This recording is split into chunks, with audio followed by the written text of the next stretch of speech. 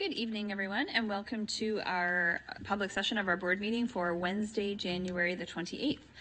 We'll begin this evening with our land acknowledgement of traditional territory, and this evening we have Trustee Powell for that.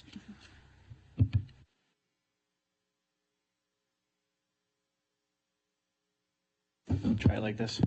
Simcoe County District School Board acknowledges that we are situated on the traditional land of the Anishinaabe people. The Anishinaabe include the Ojibwe, Odawa, and Potawatomi nations, collectively known as the Three Fires Confederacy. We are dedicated to honoring Indigenous history and culture and committed to moving forward in the spirit of reconciliation and respect with all First Nation, Métis, and Inuit people. Thank you very much. Please rise if you're able for the national anthem. This version of the national anthem is courtesy of Georgian Bay District Secondary School.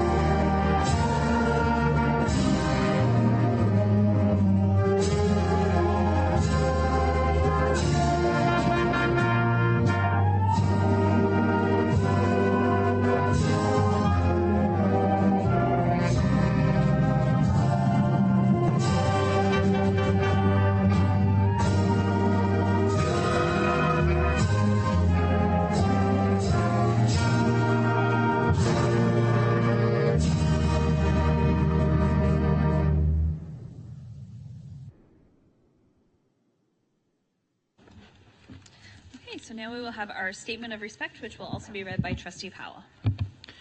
The SCDSB is committed to creating a culture of belonging, engagement, and success for all through deliberate actions and an intentional focus in the area of diversity, equity, and inclusion.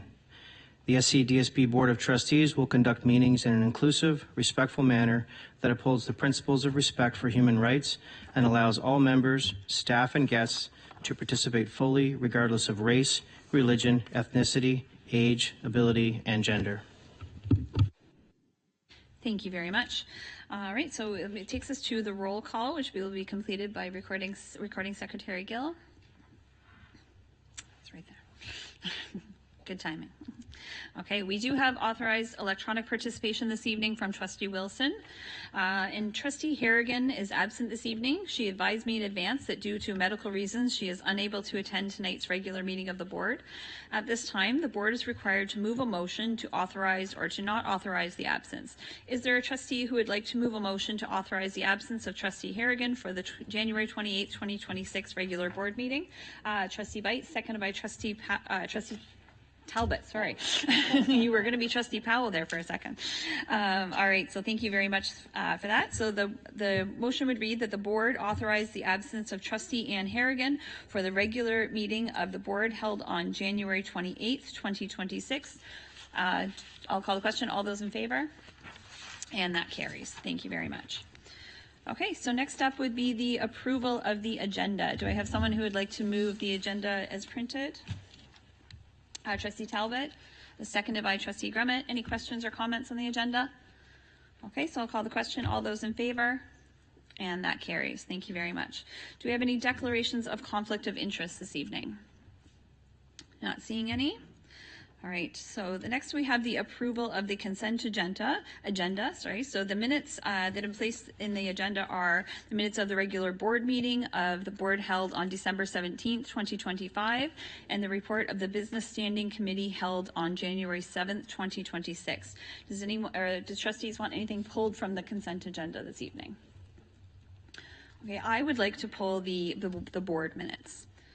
So we'll take those out. Okay, so at this time, we would require a motion to approve the items in the consent agenda. So do we have a mover for that? Trustee Lloyd, thank you. Seconded by Trustee Powell. Thank you. All those in favor? And that carries. Thank you. Okay, so we do not have a report from our student trustees this evening, so that takes us to our trustee tribute. So I would invite Trustee Foley to the podium to present to our trustee tribute, which is the Collingwood Collegiate Institute cross-country coaching team. Thank you, Madam Chair. I gleefully bring this forward this evening. Our cross-country coaching team. Joining us this evening is the Collingwood Collegiate Cross-Country Coaching Team. And on behalf of the Simcoe County District School Board, it is my extreme pleasure to present the coaching team with a trustee tribute tonight for their exceptional representation of our board at WEB FCA. The Collingwood Collegiate Fighting Owls cross-country team achieves an extraordinary feat, securing the overall gold medal at the OFSAA cross-country championships in November. For the for the third year in a row, when asked to share details about this achievement, we received the following from coaches. The senior girls rounded out their last season with 4 years of consecutive OFSAA podium finishes, 2 golds, 1 silver, and a bronze. Also, Alistair Wark took home an individual gold, leading the junior boys team to gold, and Colton Rumford won gold in the para-ambulatory division. CCI's team has grown to 85 athletes who trained and competed together. The culture of the team is what makes this a winning program. Fun Fridays, team activities, holiday challenges keep everyone involved. It is indicative of these 3 coaches that when asked to expound on their achievements, they defer to the students. Winning 1 OFSAA gold medal is amazing.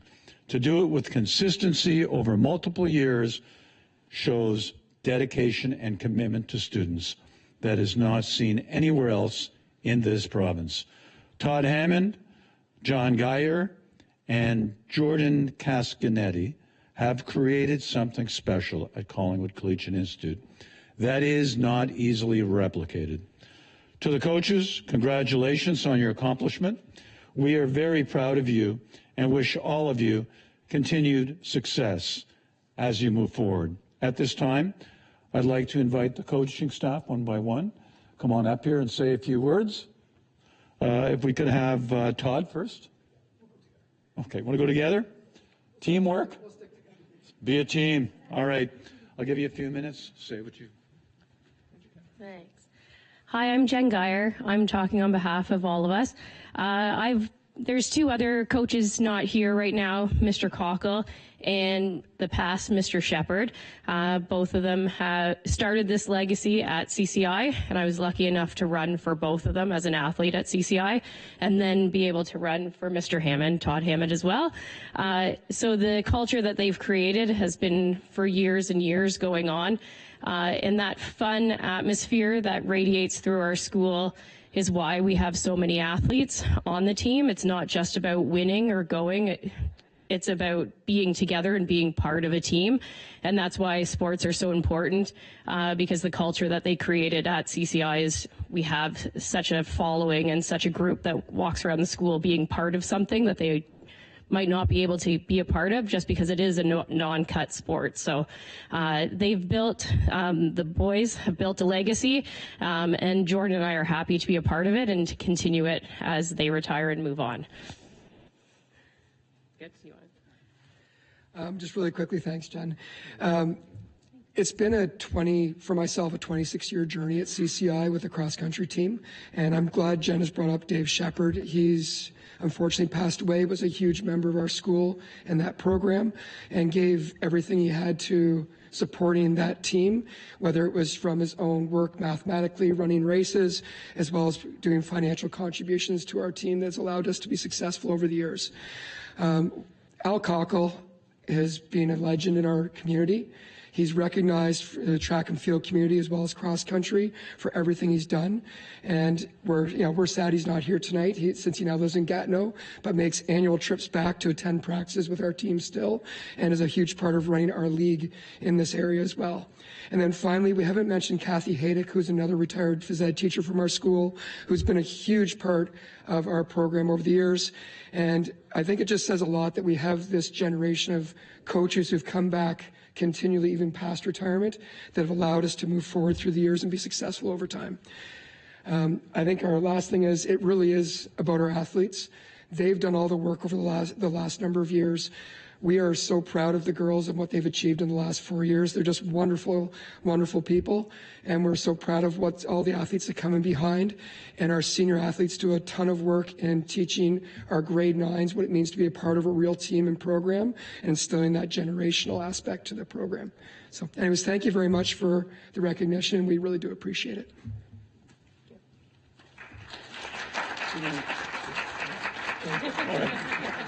Don't go away. So at this time, I'd like to, oh, come on back. Don't go away. Don't go away. Come back here. I'd like to present a few awards. Even though it's teamwork, we'll give you each individual awards. So, Todd, thank you very much. Congratulations. Thank you. Appreciate it. If you just stand over here, we're going to go outside and take a couple of pictures in a minute. And then Jennifer, thank you very much for all your work. Nice work. Thank you very much. And last but not least, Jordan. Thank you. Congratulations. Here we are, our award winners. Thank you very much. So if you'll just... Okay, and if we could just ask for your patience for a couple of minutes, we're just going to step outside and take some pictures.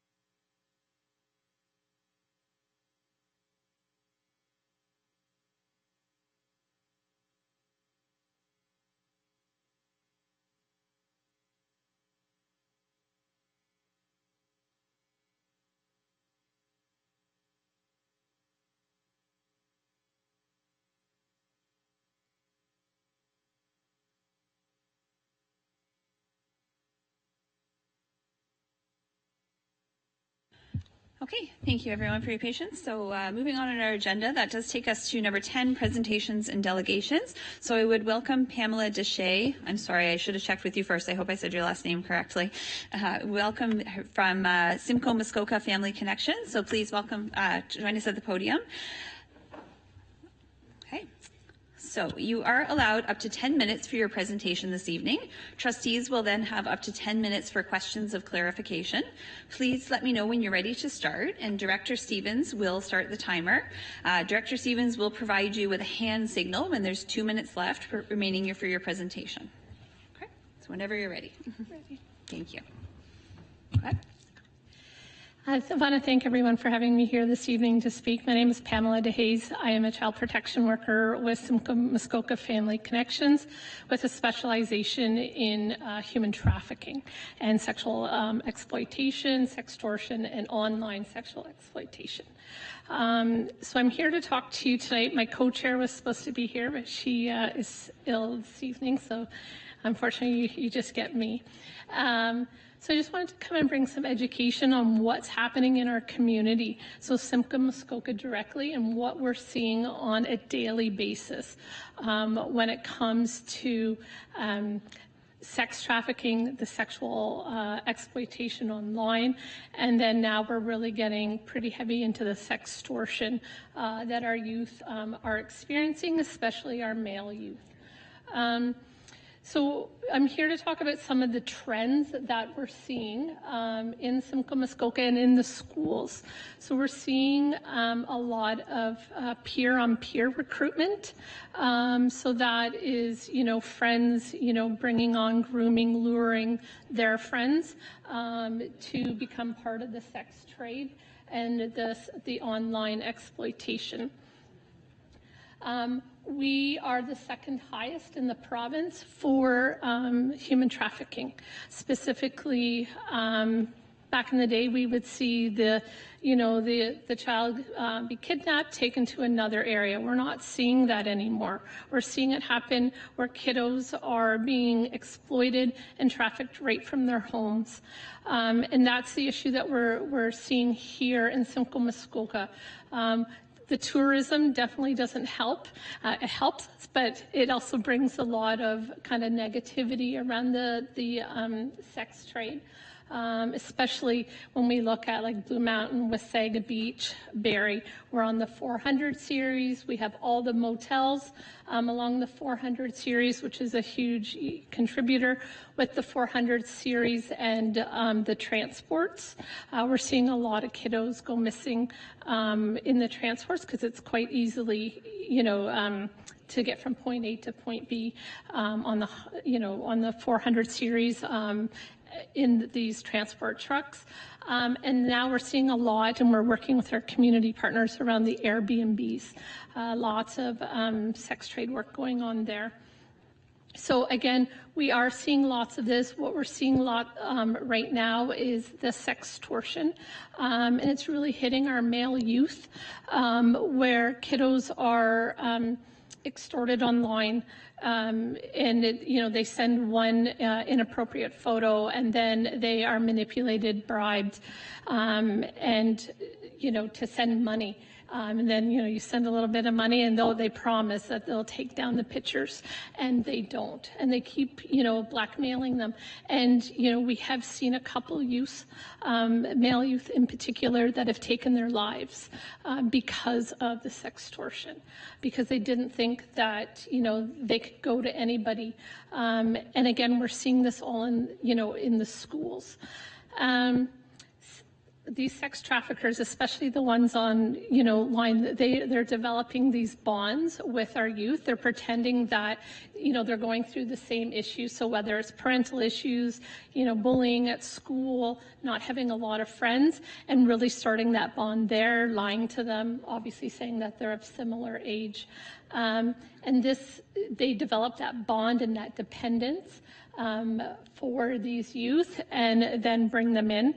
And then once that's all established, then they are exploiting them. We are seeing a lot of sex trafficking and online exploitation. As young as the youngest that we have worked with is 8 years old in Simcoe Muskoka. So it is hitting all of our kids. If they have access to electronics, then they have access to online and social media, and that's the big issue that we're seeing right now. And especially because so many kids have like cell phones, and they're not being monitored on them while they're, in the communities or at home. And this is where a lot of this is taken part. When we look at school attendance, when kiddos are missing school, they are out and trafficking, being trafficked, right? And a lot of these kids, when we talk to them, to let them know that they have, like their trafficker does not love them, they're not trustworthy, they don't believe.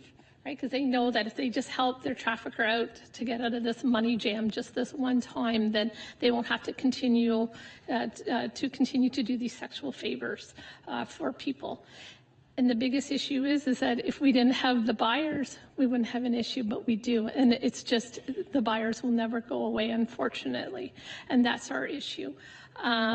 So what we do at Family Connections, my co-chair and I, we are the chair of our anti-human trafficking group.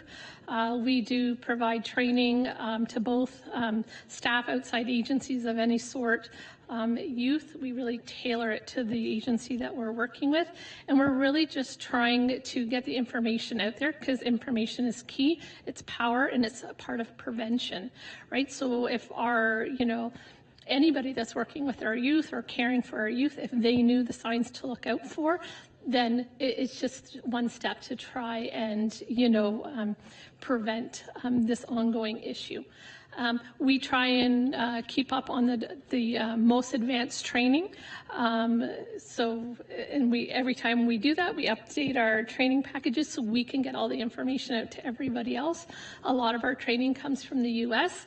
with the FBI and their police services, just because they are so more far advanced in Canada. And what we know about social media, what we know today is not what we know tomorrow, because it's always changing.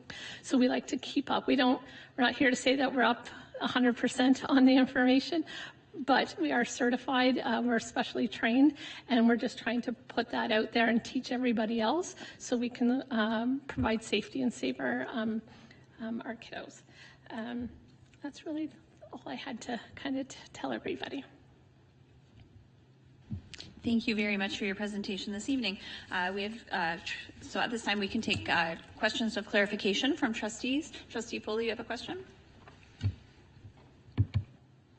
Thank you, Madam Chair. I have a couple of questions for you, Pam.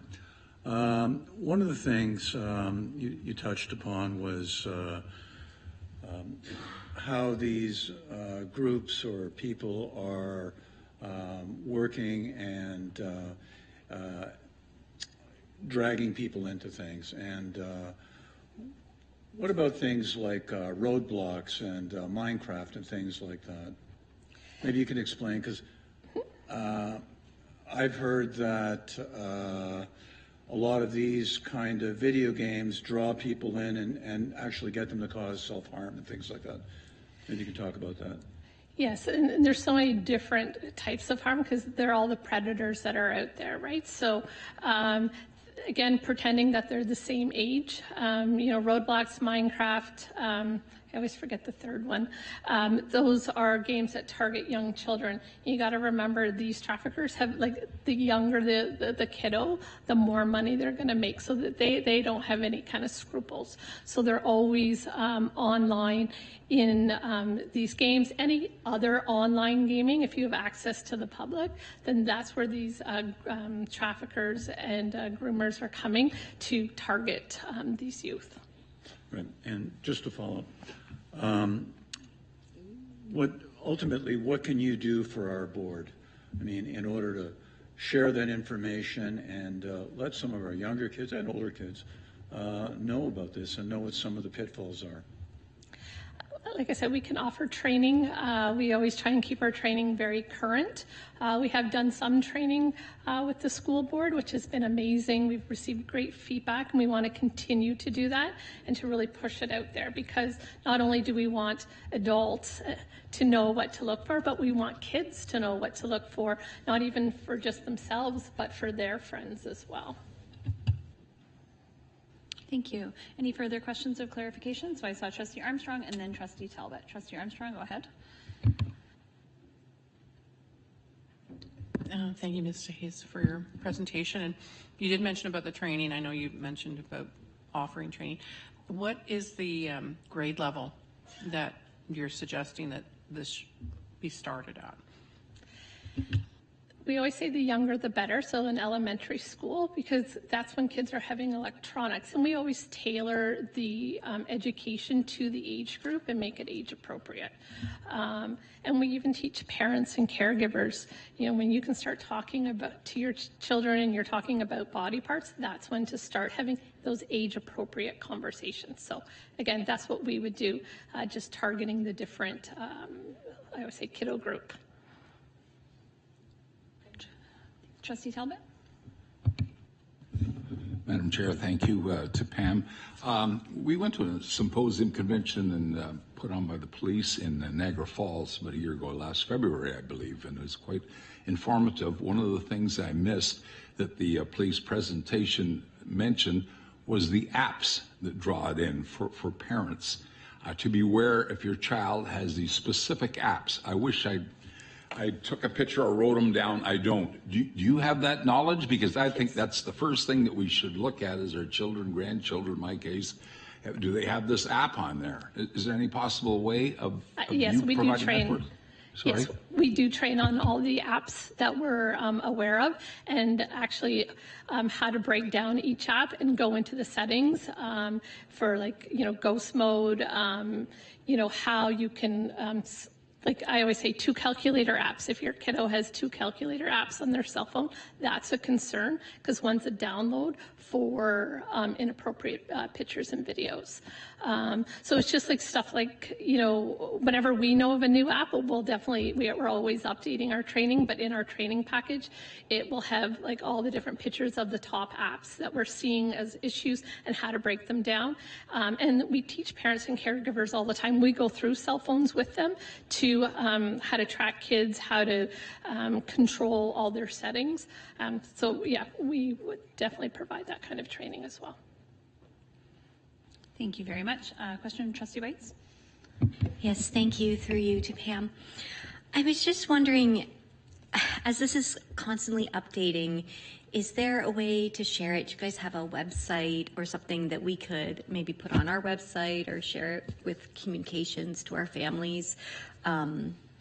Just to help bring awareness, like some online things. Like I know you have training and stuff. I'm just thinking, this seems like almost need to like regularly update parents and students and really everyone on a regular basis. And I know it changes. Technology changes so quick, and the apps change so quick, and the settings change so quick.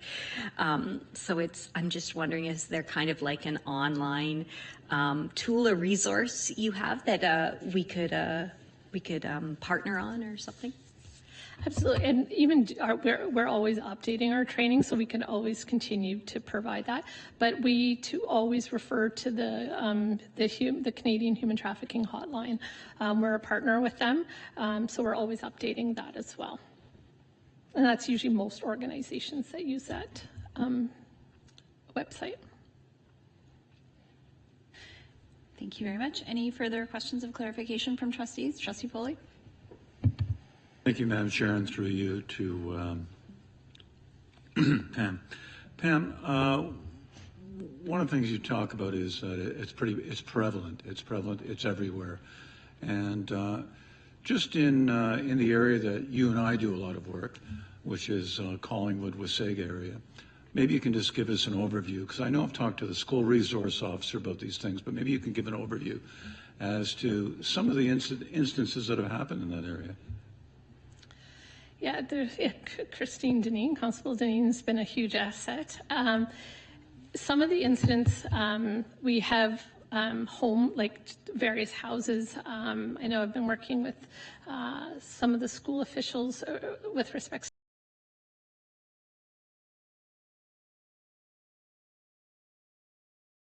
When we do have, young females, one in particular at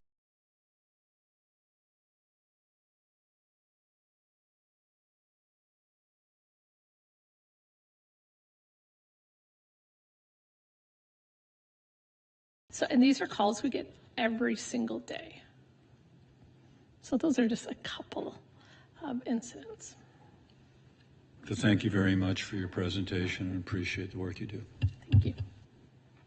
Thank you.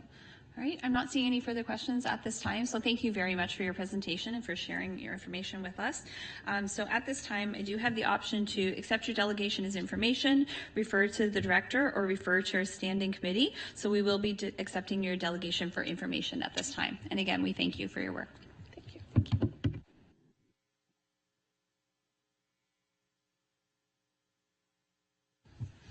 Okay, so continuing on in our agenda, that takes us to B, recommendations for action. So matters arising from previous meetings. We have no unfinished business. So that takes us to B, so motion for which notice was given at a previous regular board meeting. So we have the notice of motion from December 17th, 2025. So I'll read the motion, and our mover and seconder, and then we'll open the floor for discussion. Okay, so the motion would read that the board that the SCDSB send a letter to the Collingwood Council supporting the idea of a safety bubble to be created near our Collingwood schools between school property and future protesters and protests. So I have a mover for that motion, Trustee Pulley. And do I have a seconder for that? Do I have a seconder for the motion? Trustee Powell, thank you. Okay, so I'll open the floor for discussion at this time. Trustee Foley, would you like to speak to your motion? Thank you, Madam Chair. I'd like to just give a little bit of information around why I brought this to the floor. I bring this motion forward with strong conviction because of a deeply troubling incident at Collingwood Collegiate Institute. Save Palestine protesters targeted a Simon Wiesenthal Center mobile classroom, which was operating just adjacent to school property. This protest was not incidental. It would not have occurred had the trailer been associated with Hockey Canada, nor would it have drawn attention if it were an unrelated food or promotional vehicle. It was targeted specifically because of its connection to Judaism and Israel. At the time, the mobile classroom was delivering a program focused on preventing internet child exploitation. This protest introduced fear and hostility into the school environment. As a result, students and staff were exposed to anti-Semitism and were understandably shaken by the aggressive and anti-Zionist rhetoric present at the protest. This behavior not only harms Jewish members of our school community, but also undermines the sense, safety, and security and focus required for learning by all students and staff. We have a responsibility to stand up for our students in a productive and proactive way. Excuse me. Proactive way.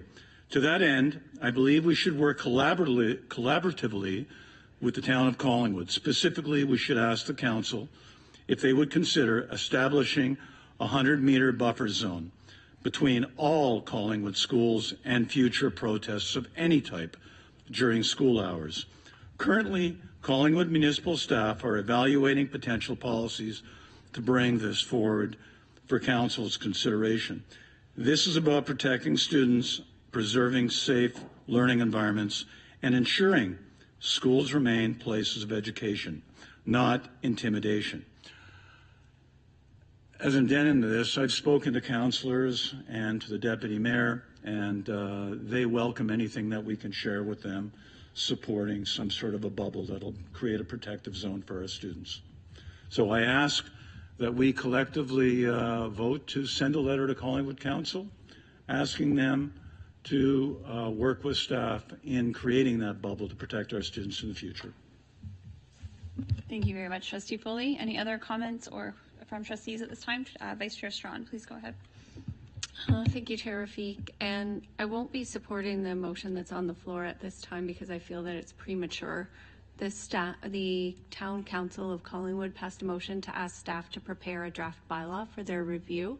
They've asked for definitions. They've asked for them to consult with legal. They've asked them to look at the Human Rights Code, at the Canadian Charter of Freedoms. They've asked staff to consult with key stakeholders, including school board staff, to ensure that the proposed bylaw is enforceable and balanced. And I think that before we consider putting our support behind a bylaw, we should see what the bylaw is.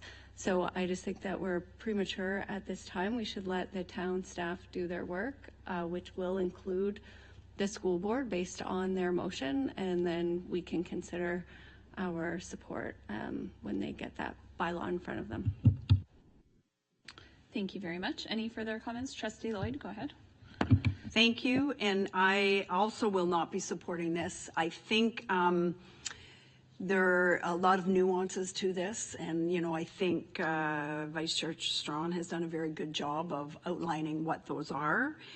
I think when you put something like this in place, the devil will be in the details and the specifics, because I have been a trustee long enough to be in labor disruptions, and so I would also, quite honestly, probably prevent labor unions from protesting or picketing anywhere near a school site, on public property near a school site.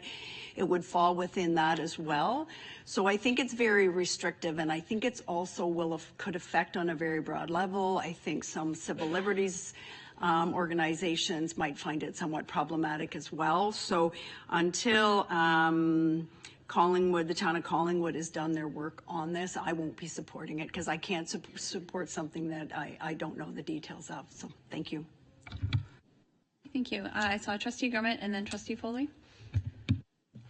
Thank you. And through the chair, I'm not sure if this is for Director Stevens.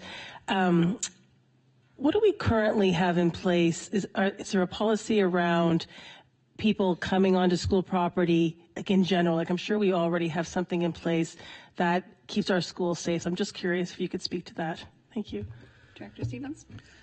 Thank you. And through you, Chair Rafiq, to Trustee Grummett. So we would have the Trespass Act, essentially, that would support us legally if there were individuals on school property that were not members of the school community, i.e. students, even, that's where we would have that sort of legal backing. So we would not have protesters on school property because of that. That would be what we would look for legally. We would have support from police, et cetera, if there were people on our property protesting. So that's where we would look. Thank you very much. Trustee Foley. Thank you, Madam Chair, and through you to the Director. At the last meeting, when I brought this notice of motion up, we had discussed you talking to the town. Have you had the opportunity to talk to the town and explore some ideas? Director Stevens. Thank you, Chair Rafiq, to Trustee Foley. So I did have a meeting, a phone call meeting with Mayor Hamlin. She sent me a copy of the motion so that I had a copy of it. She indicated to me that they are in the early stages with the motion, that their legal was still doing some significant work with it, and offered to, again, re-engage once that work had been completed. Thank you. Okay. Any further questions or comments from trustees? Okay, well, Trustee Bites. Yes, thank you. Through you, I was just wondering if maybe there were some more details. Do other school boards or other municipalities have safety bubbles, and how do they work exactly? Come to Director Stevens. Thank you, and through you, Chair Rafiq, to Trustee Bites. So having not done a significant deep dive on all of the bylaws of every municipality, I do believe that there is one that I am aware of in the region of Vaughan that I have seen. I also believe that there is a legal challenge to that currently occurring. So that's why I believe the town of Collingwood is doing their due diligence just to make sure they don't run into the same issues. That is all just me kind of looking around for this. I do not have any expertise in this at all. Trustee Armstrong. Due to the conversation we've had on this subject, I'm going to make a motion that we take the motion and lay on the table. Okay, do I have a seconder, Trustee Lloyd, for that motion? Okay, so then I would call the question. All those, or no, sorry, there's no discussion around lay it on the table, right? No discussion. Okay. I think the vote, we should just clarify. I think it's a 50%, but I'm not really sure with our bylaws. I haven't memorized that.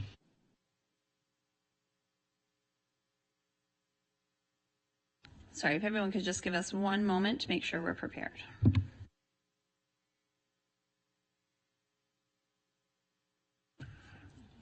Madam Chair, does Trustee Foley want to pursue this vote now? I don't agree with canning anything that you put forward. If you want to do it, I'd support it, in fact. But do you want to do this now, or it can't be quelched? I would, at this point in time, I would want to move it forward.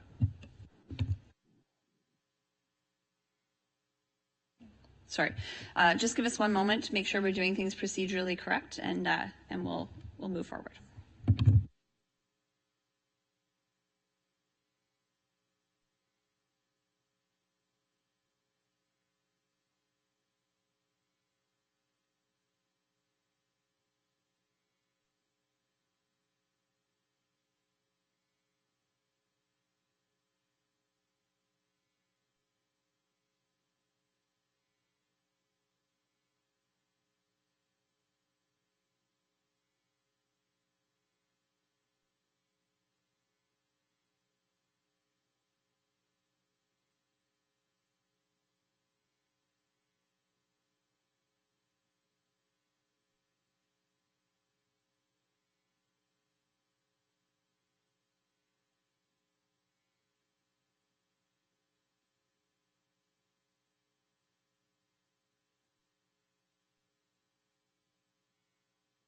Can I ask a question, Chair Rafiq?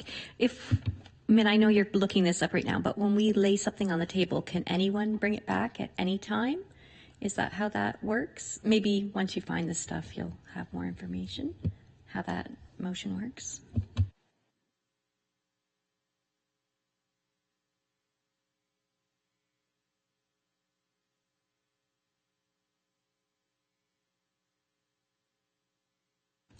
Okay, so for lay it on the table, so there's no debate for that motion, but it would need to be won by a majority vote.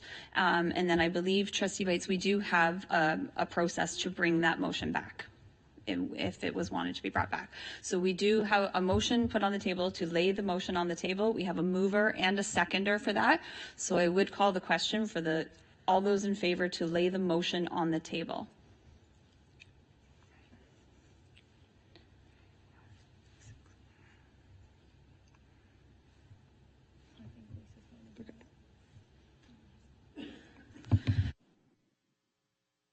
I'm sorry, Trustee Wilson, is your hand up? Yeah, I just got confused with laying on the table, and does that mean we're waiting?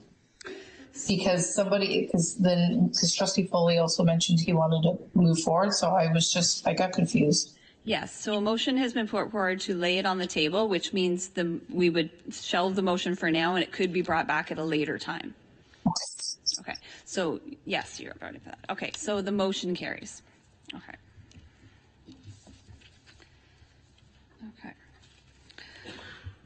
Okay, thank you very much, everyone. So for your patience there. So that takes us next in our agenda to notice of time-sensitive motion from statutory committees, which we have none. So then takes us to B3, committee meeting minutes reports, items for decision, items pulled from the consent agenda.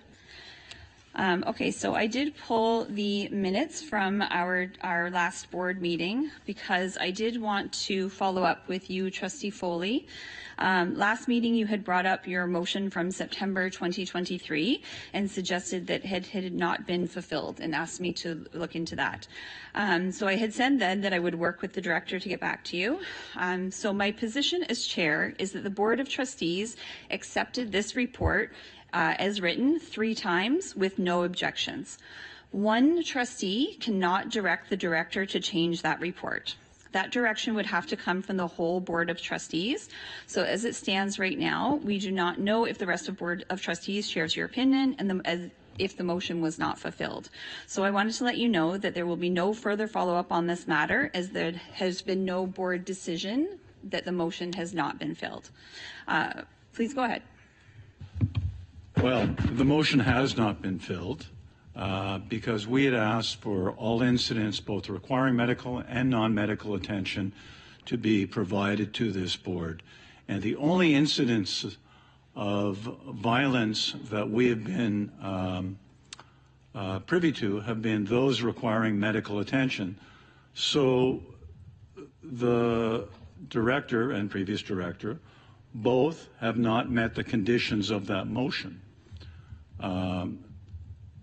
There's the board's in contravention of a legal vote by this board. You can't be using BPM 120 as a rule of thumb when that wasn't what the motion was about. So I find that this board is not in compliance with fulfilling that motion. And it's not up to me as an individual to say that. We voted unanimously in 2022 to have those numbers brought forward, and to continue to camouflage them or not provide them to the board is absolutely wrong. And I mean, I've had two legal opinions on this, and the board is in contravention of that motion. Okay, thank you for that, Trustee Foley. I completely understand that you may disagree with the decision, and that's why I thought this discussion would be best to have here at this table, as you do have the option to challenge the chair. So I do see other hands. So if it's, I will go to the other hands, and then, but I will leave you with that you do have the option to challenge the chair on the decision, but I will go to other people who have comments and questions. I saw Trustee Lloyd. Thank you. And through Madam Chair, I did do a fair bit of work on this because I chaired the meeting where this motion came, and I do remember. So I've actually pulled the minutes from that meeting and when it took place. And it's quite interesting because it's very well documented in the minutes, and Trustee Foley is wrong. The minutes clearly articulate that Director Dance, during the discussion for this motion, stipulated that he would be able to provide the information that was reported to the ministry. There's also, it's very interesting how minutes reflect what takes place. There was a lengthy discussion about that. The minutes also reflect the fact that I cautioned this table at the time as chair that when we pass a motion, the wording of the motion needs to be very specific and very clear as to what it is you're asking for and what you want. In the minutes, it reflects that Director Dance said, after a lengthy discussion, that he would be able to provide the information that was reported to the ministry. That is what staff has been done. So I think Trustee Foley has an obligation to apologize for the comments he's made, because the minutes reflect the discussion, the minutes reflect what was agreed to by our staff, and staff have fulfilled what they committed to in the minutes from that meeting. And I will congratulate Executive Assistant Henry, because she did an excellent job at summarizing what took place, the lengthy discussion that took place. And so I think the comments that staff have not fulfilled their obligation are not correct. I would encourage Trustee Foley next time to go back and actually read the minutes, because the minutes are the record of what was discussed at the board table, and staff have fulfilled that obligation. Trustee Foley. Thank you, Madam Chair. And to Trustee Lloyd, you know, the minutes weren't voted upon. The motion was voted upon, and the motion is very clear. So I find you wrong with your assumption. We voted on a motion, and the motion is very specific. Thank you, Trustee Foley. I will say that the minutes were voted on. Those minutes were passed through this board. Everyone had the opportunity to read them and discuss them, and the minutes were voted on. Is that what you wanted to address, Trustee Lloyd? Thank you. Trustee Bites? Yes, thank you. Through you to maybe the director or the table. I'm not really sure. My understanding is that we report violent incidents in several different ways to the ministries through several different channels, not just PPM 120. And so my understanding is that this motion was to encompass all of those. because there are many different ways we report. And I think that's kind of getting to the heart of it, the discrepancy really between the one way of reporting and then the other ways of reporting through health and safety or whatever. So, you know, if Director Dance said he would report on the things sent to the ministry, I'm just wondering how many different types of reports of violent incidents do we provide to the ministry? Okay, I will put your question to Director Stevens possibly, but I believe your question doesn't exactly cover what was in the minutes. Director Dance said that he could provide the information in PPM 120.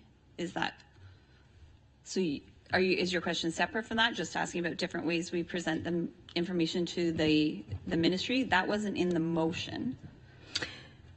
Yeah, I guess my question is did he say PPM or did he just say the stuff we report to the ministry in that response? Because if it was just the stuff we report to the ministry, that could include other data, not just what's in PPM 120.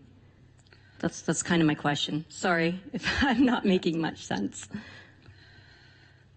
Okay, so I will read one paragraph from the minutes. It says, there was further discussion regarding some of the aspects that need to be confirmed and worked through prior to staff bringing a report forward. Director Dance noted that the timetables requested in the motion are out of cycle from the reports that are provided to the ministry. Director Dance sought confirmation on from the table regarding the parameters for the report and the time period for the data collection. Chair Lloyd spoke to the importance of the motion, clearly articulating what information trustees are seeking so staff can bring forth a report. That's what it says. Trustee Bites. Okay, so he didn't say that, and the motion does say to encompass all. So I think perhaps there is some question about compliance here, and I'm just wondering what do we do when we have an argument or a disagreement about how a report is fulfilled or an update? And I'm just wondering what the process is when there is a question about compliance. You know, the report clearly doesn't have the non-medical incidents, but that's what the motion says. So I don't know. Maybe we should ask the minister or something. I'm really not sure. Is there a process? And maybe to Director Stevens, is there a process that we can go through to address non-compliances in general? So I would remind the table that, like I said, this report was accepted 3 times from this Board of Trustees. This report was presented to us in 2023, 24, and 25. All trustees accepted it. It then moved through the minutes and was accepted by this Board of Trustees. So my feedback to Trustee Foley today is that he, as one trustee, cannot direct the director to change this report. If the entire Board of Trustees feels that, then we have a path forward that way. Trustees could bring that forward. But as far as I'm concerned as chair, this report was accepted by trustees and moved through our minutes and everything 3 times. So to me, one trustee cannot ask for a change in that report now. That is what my decision is for the table. Trustee Lloyd. I think the problem, and through you, Madam Chair, to the table, I think the problem with this is the fact that it wasn't the way it's worded, the motion. I don't believe we track all that information. So I think that's probably problematic with it as well. My advice to the table would be to if you want to move this forward, to rescind the motion that's currently in place and looking at putting a new motion in place that is more specific after a fulsome discussion with the director of what we track, what we don't track, what can be put together, and what is reportable to the ministry. That way, we can get the information that people want, that we have available. because not all of this, I believe, is tracked. And so, and I remember that discussion with Director Dance at the time when we did this motion, that the way it was written was problematic. And so there is quite nearly a whole full page of commentary related to this motion and the discussion that was at the table. Chair Rafique's read sort of one section of it. But I think the problem piece is that as your memory fails over, or fades as to what we discussed and what the expectations were, I think we need to go back, maybe rescind this motion and put a new motion in place that's accurate, specific, and more definitive what we were looking for at the table. I'll come to Trustee Foley, and then I'll come back to you, Trustee Bites. Thank you, Madam Chair. I think this is a pretty specific motion. I'm going to read it just so everybody can hear it one more time. That the board approve that staff provide the board a report on violence in our schools no later than December 23rd board meeting. The report should utilize data from 22-23 school year and should include but not be limited to all incidents of possession of a weapon, including a firearm or any object used as a weapon, physical assaults requiring medical attention, sexual assaults, robbery, extortion, hate-motivated occurrences, assaults not requiring medical attention, human trafficking, gang activity. Further, this report should come to the board on an annual basis in September, not December, utilizing data from the previous school year. So this encapsulates all types of violence. It's not specific as in BPM 120, which staff keep referring to. It talks about all types of violence. BPM 120 specifically talks about violence that requires medical attention. Right here very clearly says not requiring medical attention as well. So I don't know how much more specific we can be. And in fact, if I'm getting numbers like 900 incidents of violence this past September and October from the unions, and I know that Superintendent Van Nispen through Health and Safety must have those numbers as well, I'm pretty sure it's pretty easy to throw them together pretty quickly. So, I mean, if I can get my hands on those numbers, we should all be able to get those numbers pretty quickly. And the motion is very clear. There's no need to say, oh, this motion's not unclear, or is unclear. In fact, it couldn't be more clear. It's very specific, right? Report on violence in our schools, and it lists all the types of violence possible, both medical, requiring medical attention, and non-medical attention. So I don't know where the confusion is. It's pretty straightforward. Thank you, Trustee Foley. And I want to be clear here. I don't know how much more specific I can be either. I want to be clear. I am not discussing the motion at this time. I, as an individual trustee, cannot direct the director to change this report when it has been accepted by trustees. That is what I am discussing right now. My decision as chair is that I am not discussing the motion. I have not spoken about whether I agree with you or not. That is not what I am talking about. I am talking about right now the fact that you had asked me to follow up on this. My decision as chair is that this board of trustees accepted this report 3 times, and I do not have the authority as an individual trustee to direct the director to change that report. Chair, I understand what you're saying, and I apologize if you think I've been trying to twist your arm, but I just feel that we've been misled based on what the motion says and what we've been getting. So when we hear that there were 97 incidents in the board last year, I go, well, that's kind of odd considering I've seen 5 or 6 of them just in one school in my time over there. So that led me to look into this deeper, realizing that we were not getting all the information. So had I known we were not getting information, I'm sure that every other trustee in this room, had we known we were not getting the actual concrete information about what's going on in our board, we would have asked. But we put our trust in what we were being given. But what we were being given was not what we asked for. And it was only when I started receiving hundreds of instances from the union did I realize, in fact, that this was not being followed. Thank you. Thank you, Trustee Foley. I believe it's important that we stay on topic for this part of the discussion. Like I said, we are not discussing. I don't feel it appropriate to me right now to respond and speak about the motion because that is not what's on the table. That's not what we're talking about. I don't believe this is the forum to be discussing our opinions on that. That is not what we are discussing right now. We are discussing that you asked me to follow up on this, and my decision is that you as an individual trustee or me as an individual trustee are not changing this. That is what my decision is. That is what I feel the discussion at the table should be now. And Madam Chair, I didn't ask you to follow up on it. I asked you to provide me with the details, and I even gave you a break for February and March for 23, 24, 24, 25.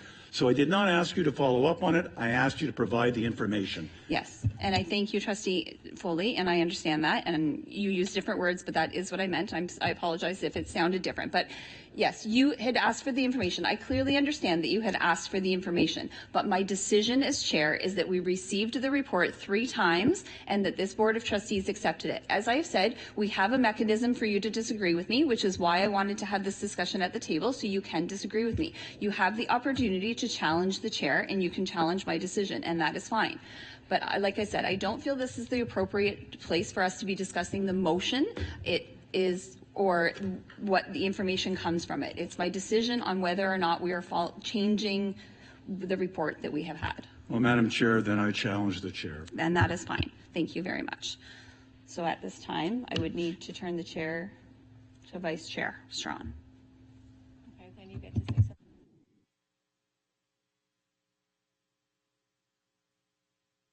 Okay, point of order. Can we maybe finish the discussion first? This is the discussion. This is the discussion. Oh, it just continues, but a different person chairs the meeting? Yes. Okay, Correct. sorry. Now there's been a chair challenge, so this is the discussion that we have to have under our bylaws. Yeah, stop there. When you challenge the chair, you have to stop. Yeah. Okay. So in case it's unclear, so we were having discussion about the minutes. The chair talked about a decision that she made that was coming from the minutes.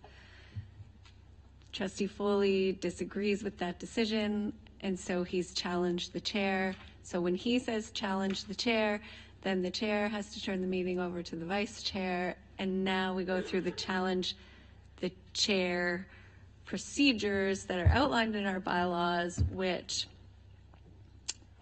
provides each person to state their case or their challenge, I guess, and then trustees can ask questions, and then there's a vote. So are we all clear on the process we just entered into? Okay, sort of. Well, I'll try to make this as easy as possible. So first, the challenger, Trustee Foley, you get to state your case and cite the basis for the challenge. So I will turn the floor over to you. Point of order, yes. We are at approving minutes right now. I think the issue that's at hand is not related to the approval of the minutes. The minutes reflect what transpired. So I think we need to move on from the minutes at this point in time, because I don't think what we're doing is not related to the approval of the minutes.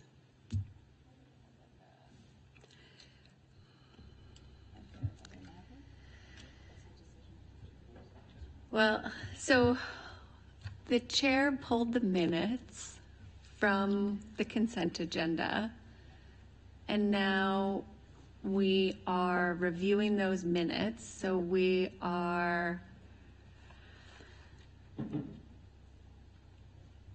should be discussing whether the minutes reflect what transpired at the meeting. Yeah, I guess like technically maybe this conversation should have taken place under BA 1A, unfinished business or matters arising from the previous minutes, but we already passed that part. Or under other matters too, but I'm just saying we are at the point of we're dealing with minutes here. Well, I feel like I'm in a sticky position here because there's been a chair challenge and now I'm the chair. But I do agree with Trustee Lloyd that we were just voting on minutes. Can I call for a recess? Brief. I second the motion. Recess is not debatable. We have to do it. I know that one. Okay, we're going to take a 7-minute recess. We'll reconvene at 7:10. Thank you. All those in favor? Approved. Thank you very much. Recording stopped.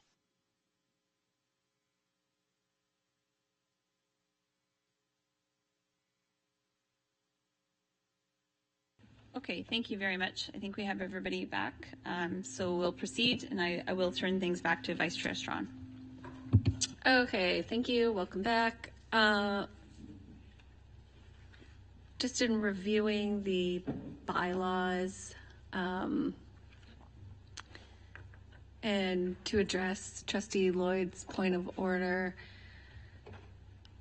because a challenge the chair has been commenced, that is what we will deal with first. We'll proceed on that, and then the vote on the minutes will take place once the challenge has been dealt with, because the challenge is coming from a discussion that comes from the minutes, which was the topic that we were on, and when the challenge has been issued, then that should be dealt with as the first matter, and then we will deal with the minutes directly following that. Do we have a question of procedure? Yeah. Yeah. Madam Vice Chair, my concern is that I did not hear anything referenced to the minutes in this motion. We had a motion, seems quite clear to me, that I was very supportive of, and we can't deal with it. I don't understand why the minutes are here. We have a specific, clear motion that had no reference to minutes. Was there? Trustee Foley, sorry. There's absolutely none. There's a motion, so I don't know why we're not voting on that motion. Okay, so what we have before us, the agenda item that we're on, is the minutes from the last meeting. There was a request from Trustee Foley to the chair. It was not a request. There was a direction.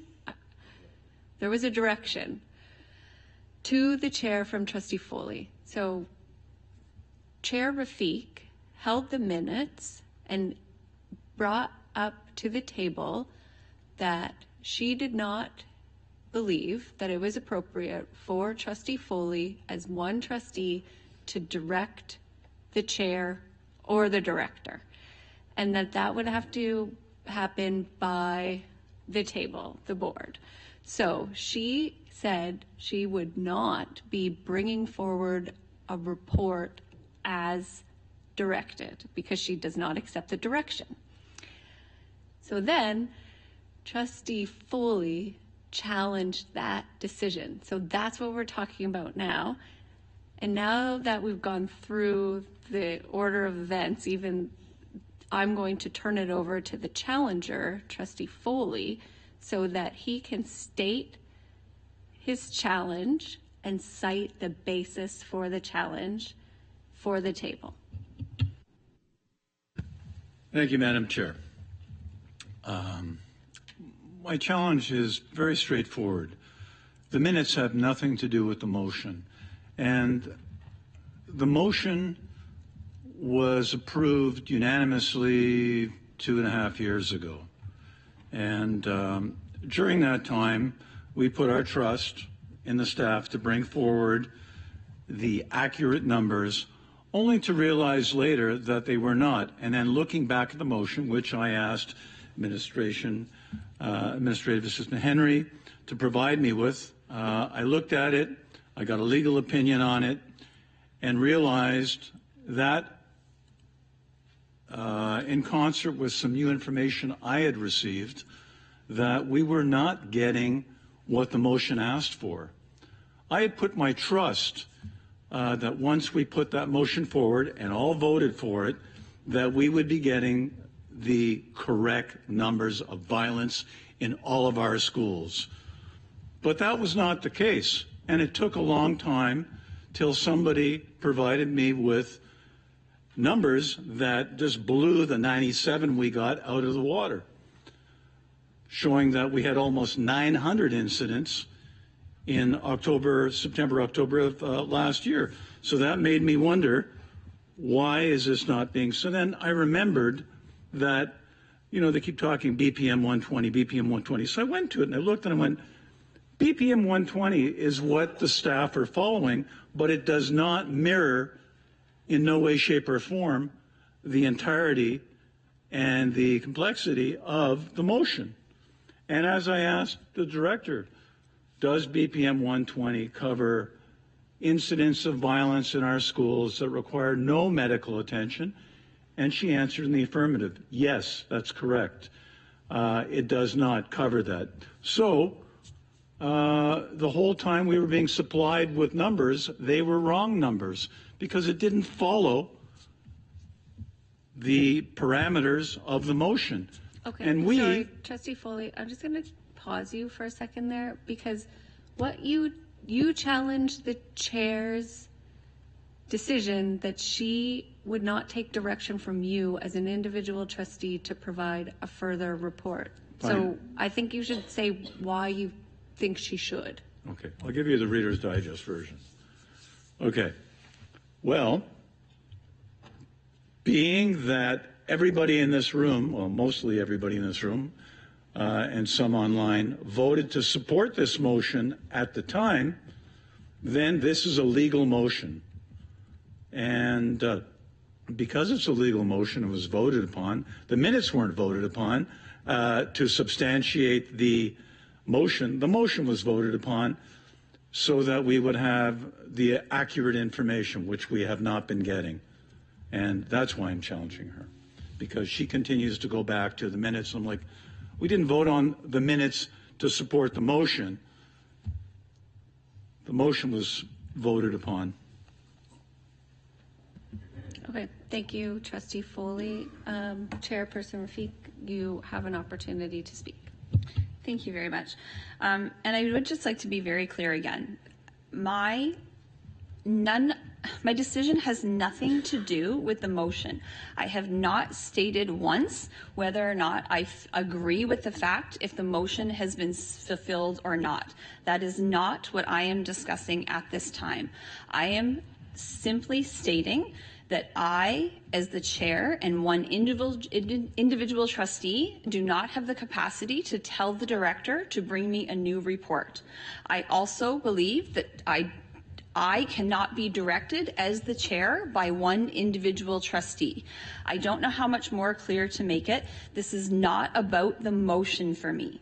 This table has the ability to take that into their own hands at any given time, just as they have over the past 3 years and continue to do so.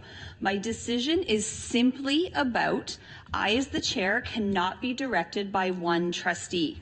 A fundamental part of being a trustee is understanding that individually, none of us have the power to direct the board.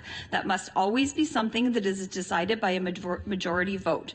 Trustees have the ability to bring forward motions, to debate and defend their ideas, but no one trustee is able to direct the board, being the chair or the director, and that is simply what my decision as chair is based on. I am not discussing the motion.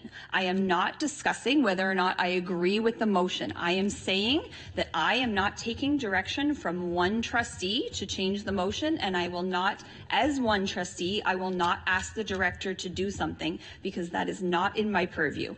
I need to say one more time, this has nothing to do with the merits of the motion. This is about my decision as I cannot do something as one trustee. Okay, thank you. Now that we have heard from the challenger and the chair, I will ask for a vote of those who support the challenge. If you support Trustee Foley's challenge of the chair, Trustee Wilson, do you have a procedural question? Please go ahead. Yes, thank you. Through you, Vice Chair, to the table. So, as I'm listening to this. Like, I'm understanding what Trustee Foley is saying, and also what Chair Rafik is saying. And I guess my question is, if we want, like, I understand that, as a group, we can bring things and change. Like I understand the concept that it's not one person. And so hence what Trustee or Chair Rafik is saying. So I guess my question is, if I don't support the challenge, but I also support wanting there to be, I guess, some sort of resolve where we can still address the information that we're not getting. Like, is that can still obviously happen without, if we don't challenge the chair, I guess, is what I want to know. Yeah, so what you would vote on would be the chair challenge, and then if you or any other trustee would like to do anything with a previous motion or create a future motion, then you could introduce something under notice of motion, or you could have a discussion under other matters. But that would be separate from this vote. But it doesn't matter what way you vote in this vote, you maintain the ability as a trustee to bring forward a notice of motion at any meeting, really on almost any topic. I'm going to get... can I just follow up, please? Follow up, and then I'll go to you, Trustee Talbot. Yeah, just to follow up. So if I did support the challenge of the chair, then what does that mean? Like, what would be the outcome of this? If you support the challenge of the chair, then you are supporting that Chair Rafik's position on not providing the report as directed by Trustee Foley is out of order. And so I think that if the chair challenge succeeds, then Chair Rafik would be compelled to produce a report for the February meeting.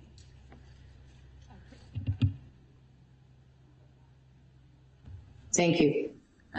Trustee Talbot. Vice Chair, I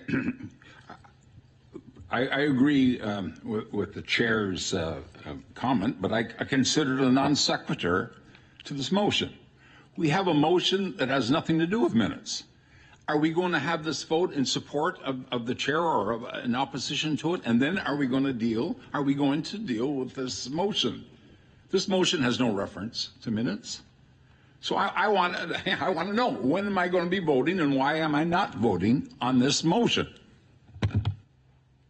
I think that Trustee Lloyd brought up a good suggestion earlier. She suggested that at notice of motion, a trustee could rescind the motion and then reintroduce a motion that accurately captures all of the information that we're looking for, which could be voted on by the table. Foley's intent. It's to deal with this motion now. All right? Not to bury it, not to get rid of it. Yeah. It's to deal with this motion and vote now on the motion. And I, for the hell of the life of me, do not understand why we could not vote on the motion. I don't have a good answer for you, Trustee Talbot, except for to say that I've been handed this chair position to do the challenge of the chair. Trustee Lloyd. Thank you, and I'm just sharing these comments to help provide clarity on this. The original motion was problematic when it was introduced, and there was significant discussion and debate at the time about the motion and what we could and we could not produce. A way to get clarity on this is to rescind that motion and write a motion that's very clear and very specific. And we need to also define under which definition of violence we want the information, under the PPM or the Health and Safety Act, because the definitions are different. And the minutes reflect that discussion we had about that originally. So I think what we're dealing with here is the procedural piece of this, then doing the motion, the minutes. But what Chair Rafik is trying to tell people is, if this table wants to direct a new report or direct additional information, it has to be done by board motion and by the will of the table, the majority of trustees. That is what she's trying to say. No one trustee here can direct the director to do anything or the chair to do anything. That is what we're trying to deal with right now. That is it. Then we can fix it however we choose after to get the information that's we want under the right definition, because they're different. And the minutes from the meeting we had when this motion was passed reflect that, the discussion over which definition we're trying to pull the information from.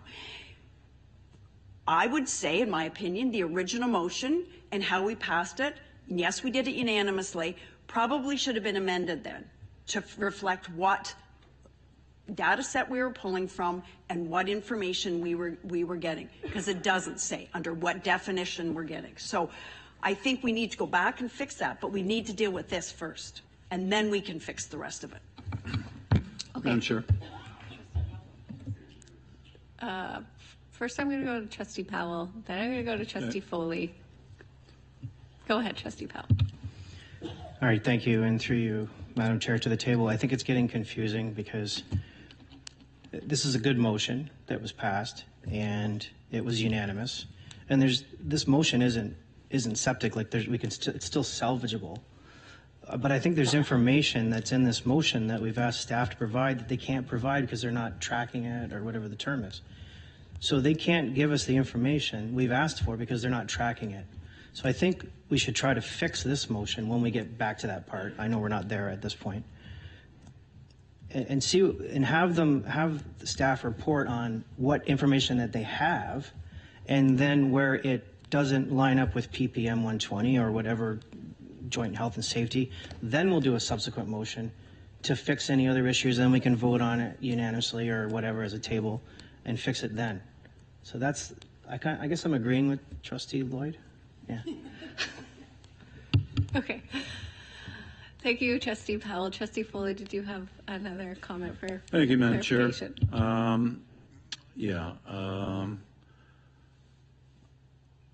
When I wrote this motion and I put this together, it said violence in our schools, and that was all violence.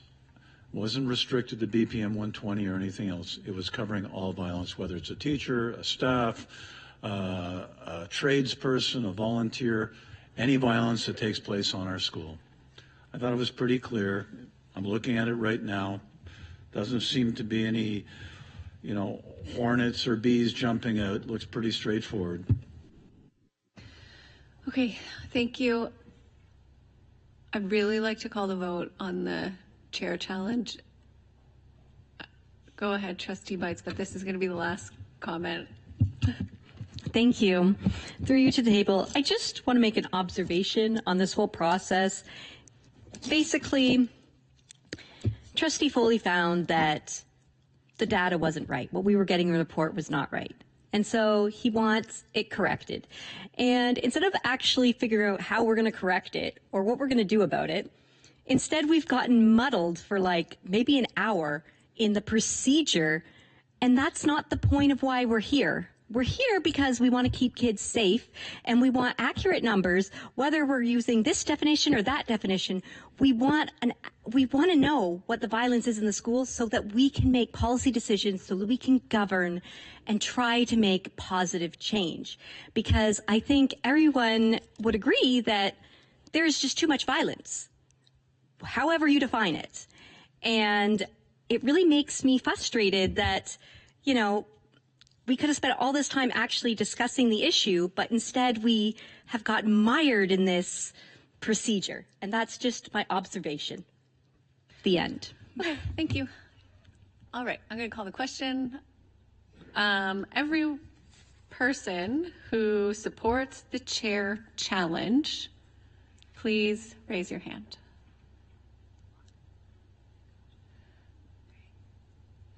Okay, and those against? Okay, the chair challenge fails.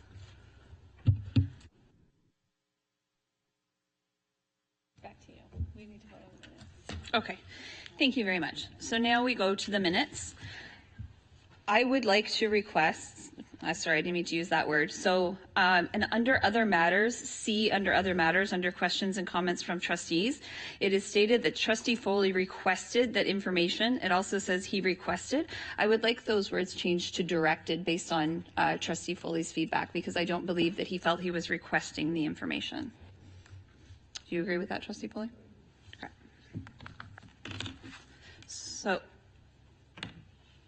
So we're putting a motion forward that we vote on the minutes as amended. So do I have a mover for that, Trustee Lloyd? Do I have a seconder, Trustee Connors?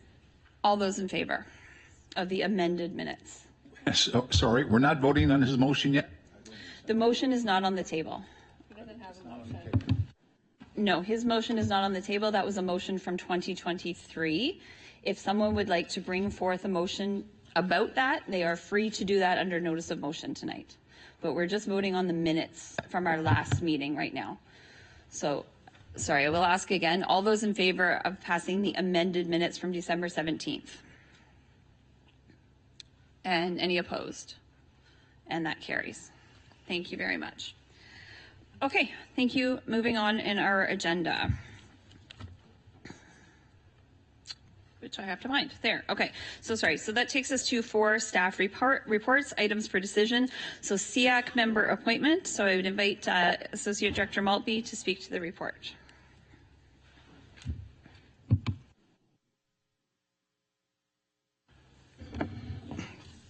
Thank you, and through the chair to the table.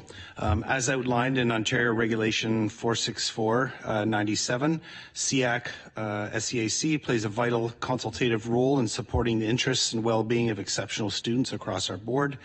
A vacancy has arisen in SEAC membership representing Learning Disabilities Association of York Simcoe.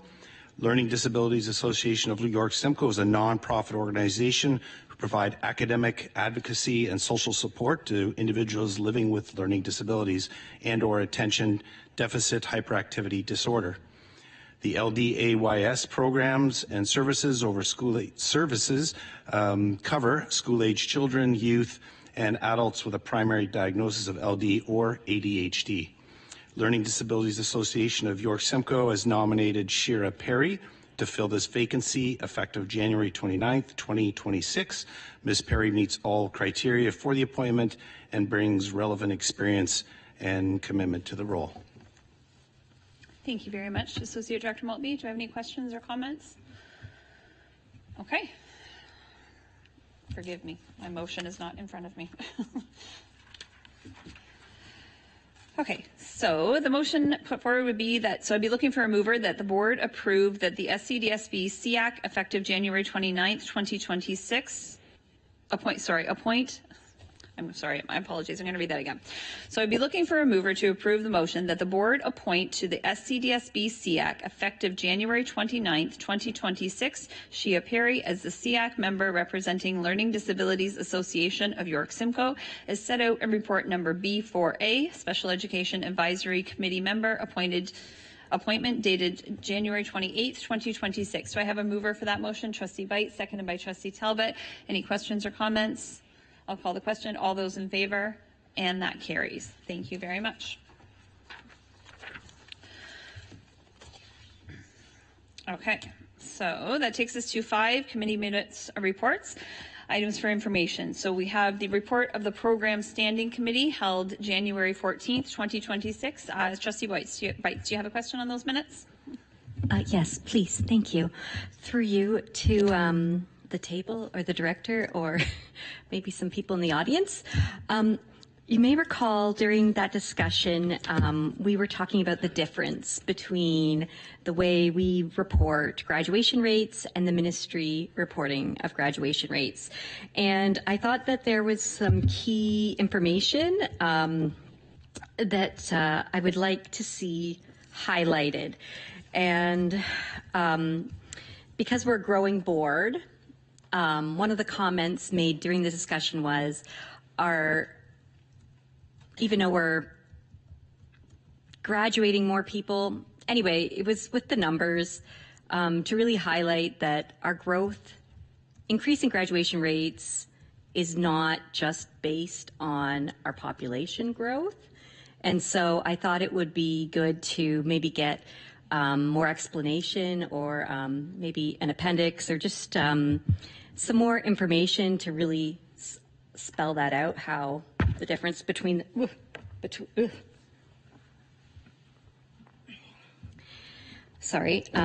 difference between our rates and the way we calculate and the way the ministry calculates. Because when we had the discussion, there's been numbers running around in my head ever since, and if I was confused, I'm sure other people were confused. So it's just an ask if maybe at a future time we could revisit that report and have them both those numbers compared so that we can better understand how our growth affects graduation rates, just for more transparency and clarity. So it's just a request. Thank you.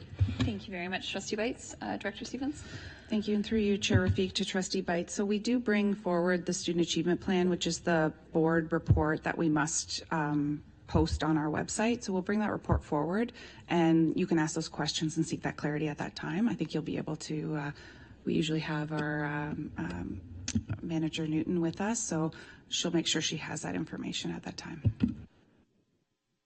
Just a quick follow-up. Thank you, Director Stevens. When is that coming? Sorry, when? Just so I put a note in my calendars not to forget my question. I'm going to look to Associate Director Maltby because I can't keep every date in my head. Thank you. I have that same issue. So I believe, Trustee Bites, that would come forward in May. But please let me just clarify, because there are ministry timelines that we also have to adhere to. So I know the public consultation begins then, or is open then. But let me just get back to you with the exact date. But it'll be May or June. Yeah. Great. Thank you very much. Okay, so next we did have the report of the Director of Performance Appraisal Committee meeting held January 7th, 2026. Any questions there? Okay, we also had the report of the Special Education Advisory Committee meeting held December 8th, 2025. Any questions or comments? Okay, and we had the report of the Equity Advisory Committee meeting held November 4th, 2025. Any questions or comments on those minutes? Not seeing any. Thank you. Okay, so that takes us to 6 staff reports for items for information. So we have the Operational Plan 2024-2025 Outcomes Report. So Associate Director Maltby will speak to the report.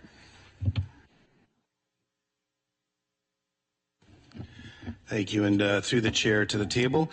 Before you is the outcomes report for the 24-2025 school year operational plan. The plan does highlight to the public the wide scope of activities and initiatives that occurred throughout the school year as we work under the strategic priorities. Please note that this report does not include everything that occurred in our schools, but again highlights some of the initiatives.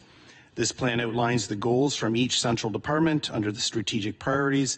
It also lists the actions taken and moving towards and achieving those goals as well. You all also notice the addition at the end of each section, the inclusion of the board reports relating specifically to those goals that have been brought forward to the Board of Trustees at our standing committee meetings or board meetings. And with that, the team would be happy to take any questions. Thank you very much. Associate Director Maltby, do we have any questions or comments from the table? Vice Chair Strachan, please go ahead. Thank you so much, and thank you for this very fulsome report. There's a lot of information here, and it's quite evident that we've been very busy at the Simcoe County District School Board. I really like the page that you added in that highlights the reports that we can just reference back to, or even like just jogging our memory about what we've seen over the course of the year and how it relates back to the strategic plan.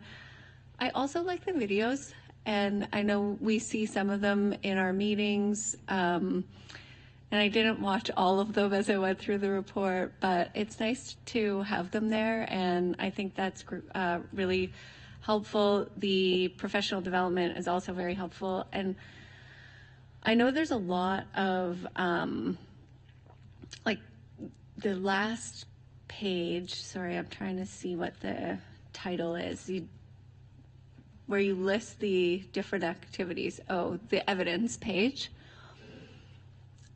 I also think that's great, and I would only ask, and I know that it won't all fit on one paper, but like if I had that evidence beside the outcomes, that would make it a lot easier to read just for future. I mean, I can still jump back and forth, but if we can add that, I think it would just strengthen the report. And then my last comment is, again, just to say that the report is very fulsome, provided a lot of information and data, and I do appreciate how it links back to our strategic plan, because this Board of Trustees is ultimately responsible for putting in place that strategic plan and making sure that those priorities are being actioned. And there is just great evidence here. So many great things happening in our schools. Lots of really exciting activities, events, student achievement, student well-being. And so I do just want to say thank you so much for pulling this all together for us, and most importantly for all of the wonderful work that all of our team here at the school board is doing day in and day out to support our students. Thank you, Trustee Strawn. Trustee Grummet, please go ahead.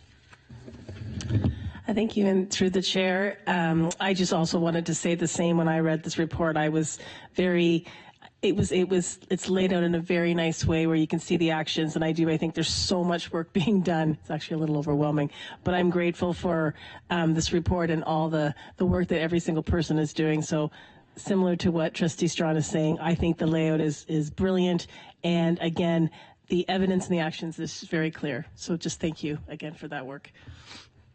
Associate Director Maltby.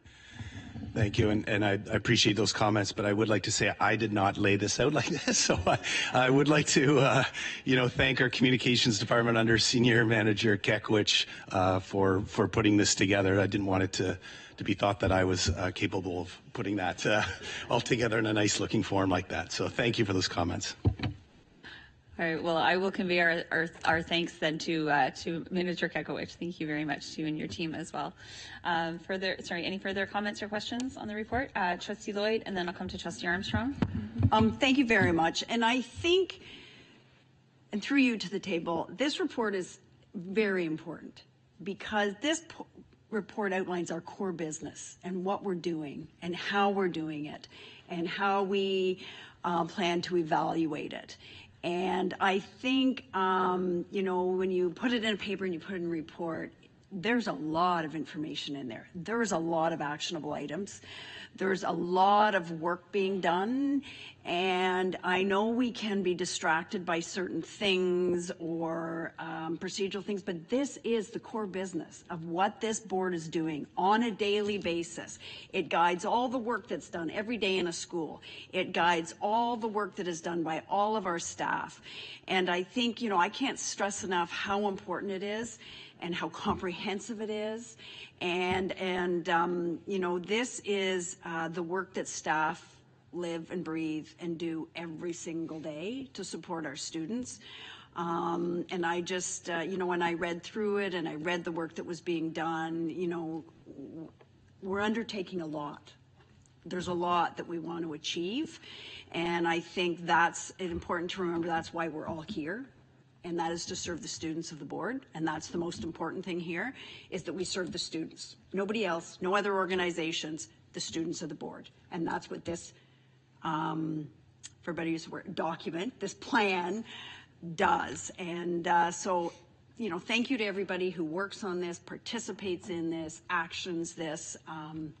on a daily basis. Thank you, Trustee Light. Trustee Armstrong? Thank you for through you two, I guess, our communications about the layout. It is I've seen many subject matter operational plans in different formats over the years, and this is really interesting just to have the links and to be able to pull up information. And one of the things I just wanted to give some feedback, being at schools more in the fall and a couple community events, I've had an interest, there's been an interesting one comment I thought, oh, that would be an interesting thing to have. And I'm sorry, adding more work, but questions about, oh, they're building a new school. When is it going to open? What's happening with it? And I've also, not even in my area, but maybe in Barrie, South Barrie, like, oh, there's a school on this street. Like, where is this happening? And I think even reminds of the scroll I'm seeing over there about, maybe it's the one on Dean Avenue or something, but like a video, like, what's coming up, or what's coming down the road for you, because I wish I could have said to people, yeah, go to the website and you can see, the drone videos of the aerial videos of what's going on, because I think that's something that's so exciting for the families here, because we're such a growth board, and also information about, like high schools coming and things like that. That's the sort of information I think people, I don't know how much is being accessed that way, but I know I'd be happy to be able to say, hey, yeah, go to the website and you can see what's going on. And not that I wanted to add work, but that's one that I think that's a celebrates, maybe not under celebrates, but I think what's coming up is so important, because we're going to have lots of things happening, especially in 2027. Thank you, Trustee Armstrong. I see so many staff members bursting right at this moment, and I will allow Director Stevens to tell you why. Thank you. Thank you, Chair Rafik, and through you to Trustee Armstrong, thank you for stealing the thunder that's coming. But we have been working on exactly what you're talking about. We've got a video to show tonight that launches our program that you are actually proposing. Watching them all bursting around the table with that information was really quite fun for me, I'll have to say. Excellent. All right, thank you very much.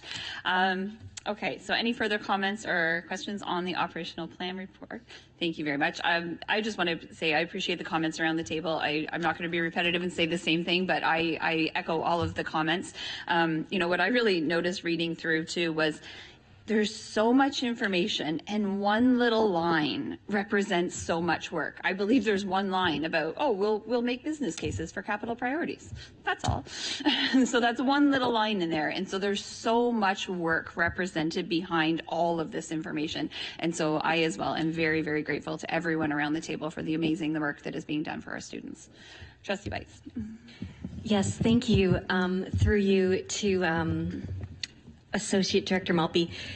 It is fantastic, all the great work. What I would ask is, what do we still need to work on, and how can the board help? Where are our areas that we could improve in the operational plan? And I know that's a big question, and you probably don't have a simple answer.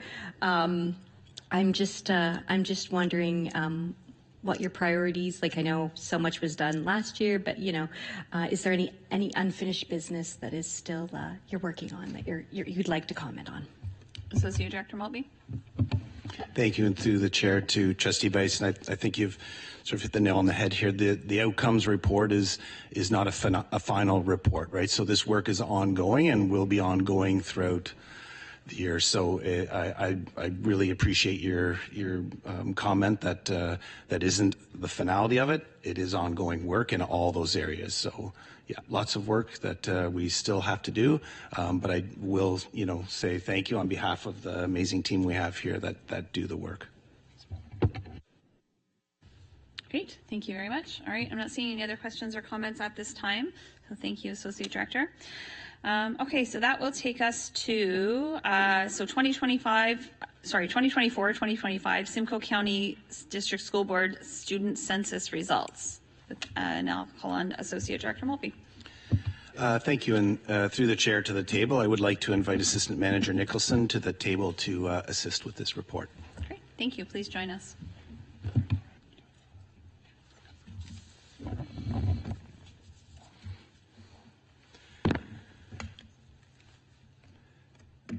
Thank you. Following the Anti-Racism Act of 2017, public service organizations, including school boards in Ontario, are required and authorized to collect personal information about the students they serve in order to ensure equity of access to programs, services, and learning opportunities. This includes gender identity, Indigenous identity, race, religion, and spiritual affiliation. While collecting this data, the SCDSB is required to follow Ontario Anti-Racism Data Standards, which outlines the proper collection and management of the personal information. We must uphold the privacy of students. As you can see in the report, 66% of grades 7 to 12 students participated in the survey, and 33% of families from FDK to grade 6 participated. The point of this report this evening is to highlight the demographics of the students we serve in SCDSB. The data will be shared with school administrators eventually through our leaders meetings and will directly link to their school action and equity plans, as well as informing the SCDSB student achievement plan that Director Stevens spoke of a few minutes ago. This information is vital in planning and learning for school staff. And with that, I will hand over the presentation to Assistant Manager Nicholson. Thank you. In the 2024-25 school year, there was an overall participation rate of 47% for the student census, 66% for students in grades 7 to 12, and 33% for students in kindergarten to grade 6 who had a parent or guardian participate on their behalf. Compared to the previous census in 2020-2021, there was a notable increase in the number of students in grades 7 to 12, approximately 4,800 more, who participated in the census. The results of the 2024-25 census showed that 6% of students identified as Indigenous, a 1% increase since the previous census. The Indigenous identity Métis saw the largest increase, with an additional 220 students reporting this identity compared to 2020-2021. This slide shows the racial identities representing the largest proportions of students included Black, South Asian, and White. When compared to the 2020-21 census, the largest proportional increases were in the racial identities of Black, Latino, Middle Eastern, and South Asian. In the most recent census, there were 129 languages students reported speaking at home. Similar to the previous census, the top 5 languages included English, French, Spanish, Russian, and Urdu. The results from the census showed that 21%, or approximately 5,400 students, reported speaking more than one language at home. As shown on this slide, when asked about religion and/or spiritual affiliation, 53% of students reported not having a religion or spiritual affiliation, while 34% identified as Christian, 6% as Muslim, 3% as Hindu, and 2% as Jewish. The largest proportional increase was for students who identified as Muslim, a 2% increase representing approximately 600 more students since the previous census. And with that, we'd be happy to take questions. Thank you very much for your report. So I'll come to Trustee Bites and then Student Trustee. Yes, thank you. Through you, Chair, to Manager Nicholson. I know we've talked a lot about the census and we've been really excited to have this second round. Is it connected to Power School, and are we able to use this census data now to give us information in other reporting? Associate Director Malby. Thank you, and through the chair to Trustee Bites. The simple answer is yes. So we can and will use it and layer it with our student achievement. But again, I referenced this student achievement plan that will come forward. That information will be in that plan. Thank you very much. Student Trustee Perry. Through the chair to you, Associate Director Maltby. I noticed a decrease in participation from the kindergarten to grade 6 students from the 2021 data to the 24-25 data. I was wondering if you had any insight to some of the factors that could have kind of affected that decrease. Associate Director Maltby. Thank you, and through the chair to Student Trustee Perry. I can't say for certain why that might be. It's a lot of people that sent the survey or sent the census. I can conjecture that it is a choice for families to fill out. When you're dealing with the students from K to 6, it is a family decision. Certainly, I'm sure, although it was communicated widely and often, communication sometimes home also plays a factor in that, whereas students in 7 to 12 may have been given opportunities and facilitated opportunities within schools to fill that out. So that would be my sort of best guess at that. Thank you very much. Any other questions or comments from the table? Student Trustee Kim, please go ahead. Through the chair to Associate Director Maltby, do you think our results that we've received in 24-25 school year is a stronger representation of what we might receive in the future, or is that still subject to change? Associate Director. Thank you, and through the chair to Student Trustee Kim. I think we always strive for greater participation. I believe, and I would look to my left for a confirmation, but anything over 30%, we can report on with relative confidence in that. But of course, the more students that participate, I think would be better representation. So we would always strive for better participation. Thank you very much. Sorry, I know I saw a hand. Trustee Armstrong, please go ahead. Thank you. I don't know when the next, a question about the next student census, but under section 8, the one about results on disabilities or conditions, could food insecurity also, is that allowed under the Human Rights Act or whatever? Could that be a question in the census? Does is there any issues with your family life for food insecurity? I don't know exactly how to put it, but we know with childhood poverty and food issues, and especially what's going on, I guess, what is the food bank in Canada? Well, it's affecting 2.5 million children with food insecurity. So just wondered if that information could be part of a census next time, or no, we're prescribed, absolutely prescribed what questions can be asked. Associate Director Maltby. So we are, through Chair Feek to Trustee Armstrong. So we are beholden to the standards. I can't say for certain. I think we'd have to check on that, but my feeling is that no, that would not be something that we could ask. But I will double check because I don't want to misrepresent that. So we'll get back to you with that. Okay, thank you very much. Vice Chair Strawn.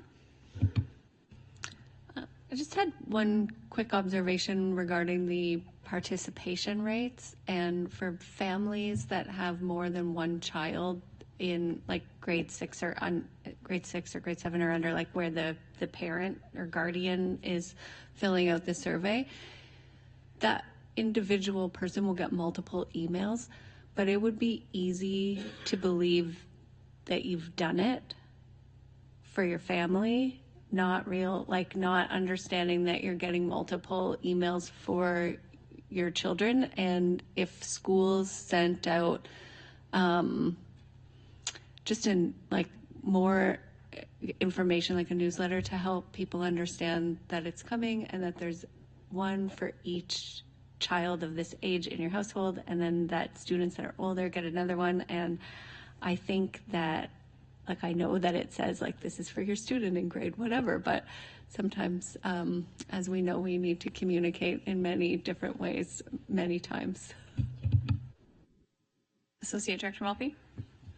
Thank you, and through the chair to Vice Chair Strawn. You're right, we can't over-communicate. I know that it was in several, I think there were 4 emails sent, so as reminders consistently, but your point taken that we can't over-communicate. Just to clarify, though, there was one email to the family, even with multiple children in that home, so it was one email, it wasn't separate emails, so that if they answered it once, yeah. Okay, thank you very much. Sorry, I had a question. Oh, my question was kind of the opposite of Student Trustee Perry. The increase in our high school. Do we know why? Do we know how? Can we replicate it? Associate Director. Sure, thank you, and through the chair. Yes, I hope we can. What I will say is it's still optional and it's a choice. But yeah, students were given opportunities to fill that out, and they took advantage of it. I can't specifically say why students took it on this time and not last time, but we're pleased that they did choose that, and that gives us a lot of information to help plan for their learning and their experiences within our schools. Excellent. Thank you very much. Student Trustee Perry? Through you, I guess, to you. I can kind of provide some insight because we are in high school, but we were speaking about this before, and I think one of the biggest factors could be that the first census came out kind of during this COVID time, so it is another form of, it comes in an email, and students don't always check their emails, so that could be a real big thing. And I know a lot of our teachers were really adamant on, this is a great resource for the board, and it's a great thing to fill out, and a lot of teachers were really wanting us to fill this out because, it's representing us. So that could be some of the reasons as well. That's great. Thank you very much for that information. It's nice to let our students know how this will be beneficial to them and their siblings and anyone in the future, right? So sharing that information and letting students know is probably a great help. So thank you for that feedback. Thank you very much. Okay, I'm not seeing any other questions around the table at this time. So I will thank you both very much for your report. Thank you. I look forward to the continued new data to come from this and all the continued reports that we will see. Thank you. Okay, so that takes us to other matters. Do we have any reports from liaison members? Nothing at this time. No, not liaison. Never mind. No? Okay. All right. Do we have any questions and comments from trustees? Oh, sorry, Trustee Foley. Thank you, Chair. I really enjoyed the presentation on human trafficking. I hope that that resonated with everybody. I think it's a concern and it's a problem in all of our communities. In talking to our school resource officer in Collingwood a couple of years ago, she had shared with me that there were some boys that were being sextorted, not necessarily in our school, but in the community.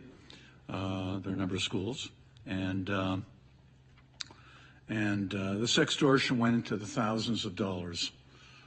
So it's become a big problem. I recently attended the Internet Child Exploitation seminar and symposium that was put on at Blue Mountain, and it focused heavily on a lot of the games that kids are playing and how it affects them and draws them in.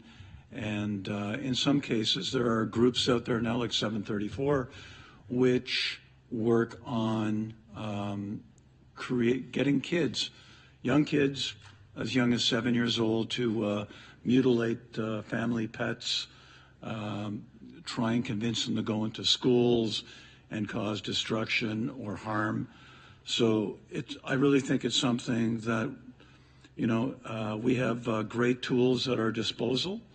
And I just hope these are new tools that we can utilize across the board. What else do I want to talk about?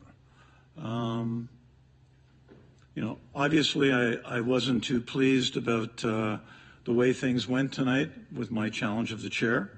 But, being that student achievement and student wellness are primary objectives, I feel that there's a great need to really do a deep dive into what's going on in all our schools. Staff injuries, student injuries, the different types of violence, working with our police partners, really dig up those numbers so that we can make our schools safer and better places of education. I know of students that will go off-site at different schools to use the bathroom because they're too scared to go into the bathrooms. And I brought this up before, and we all know about this. This is going on in not just my schools, but I'm sure in other schools as well. We need to do more to make our schools safer and to make our communities better. We are the guardians of knowledge for our students. We are the role models, and I think it's up to us to do something.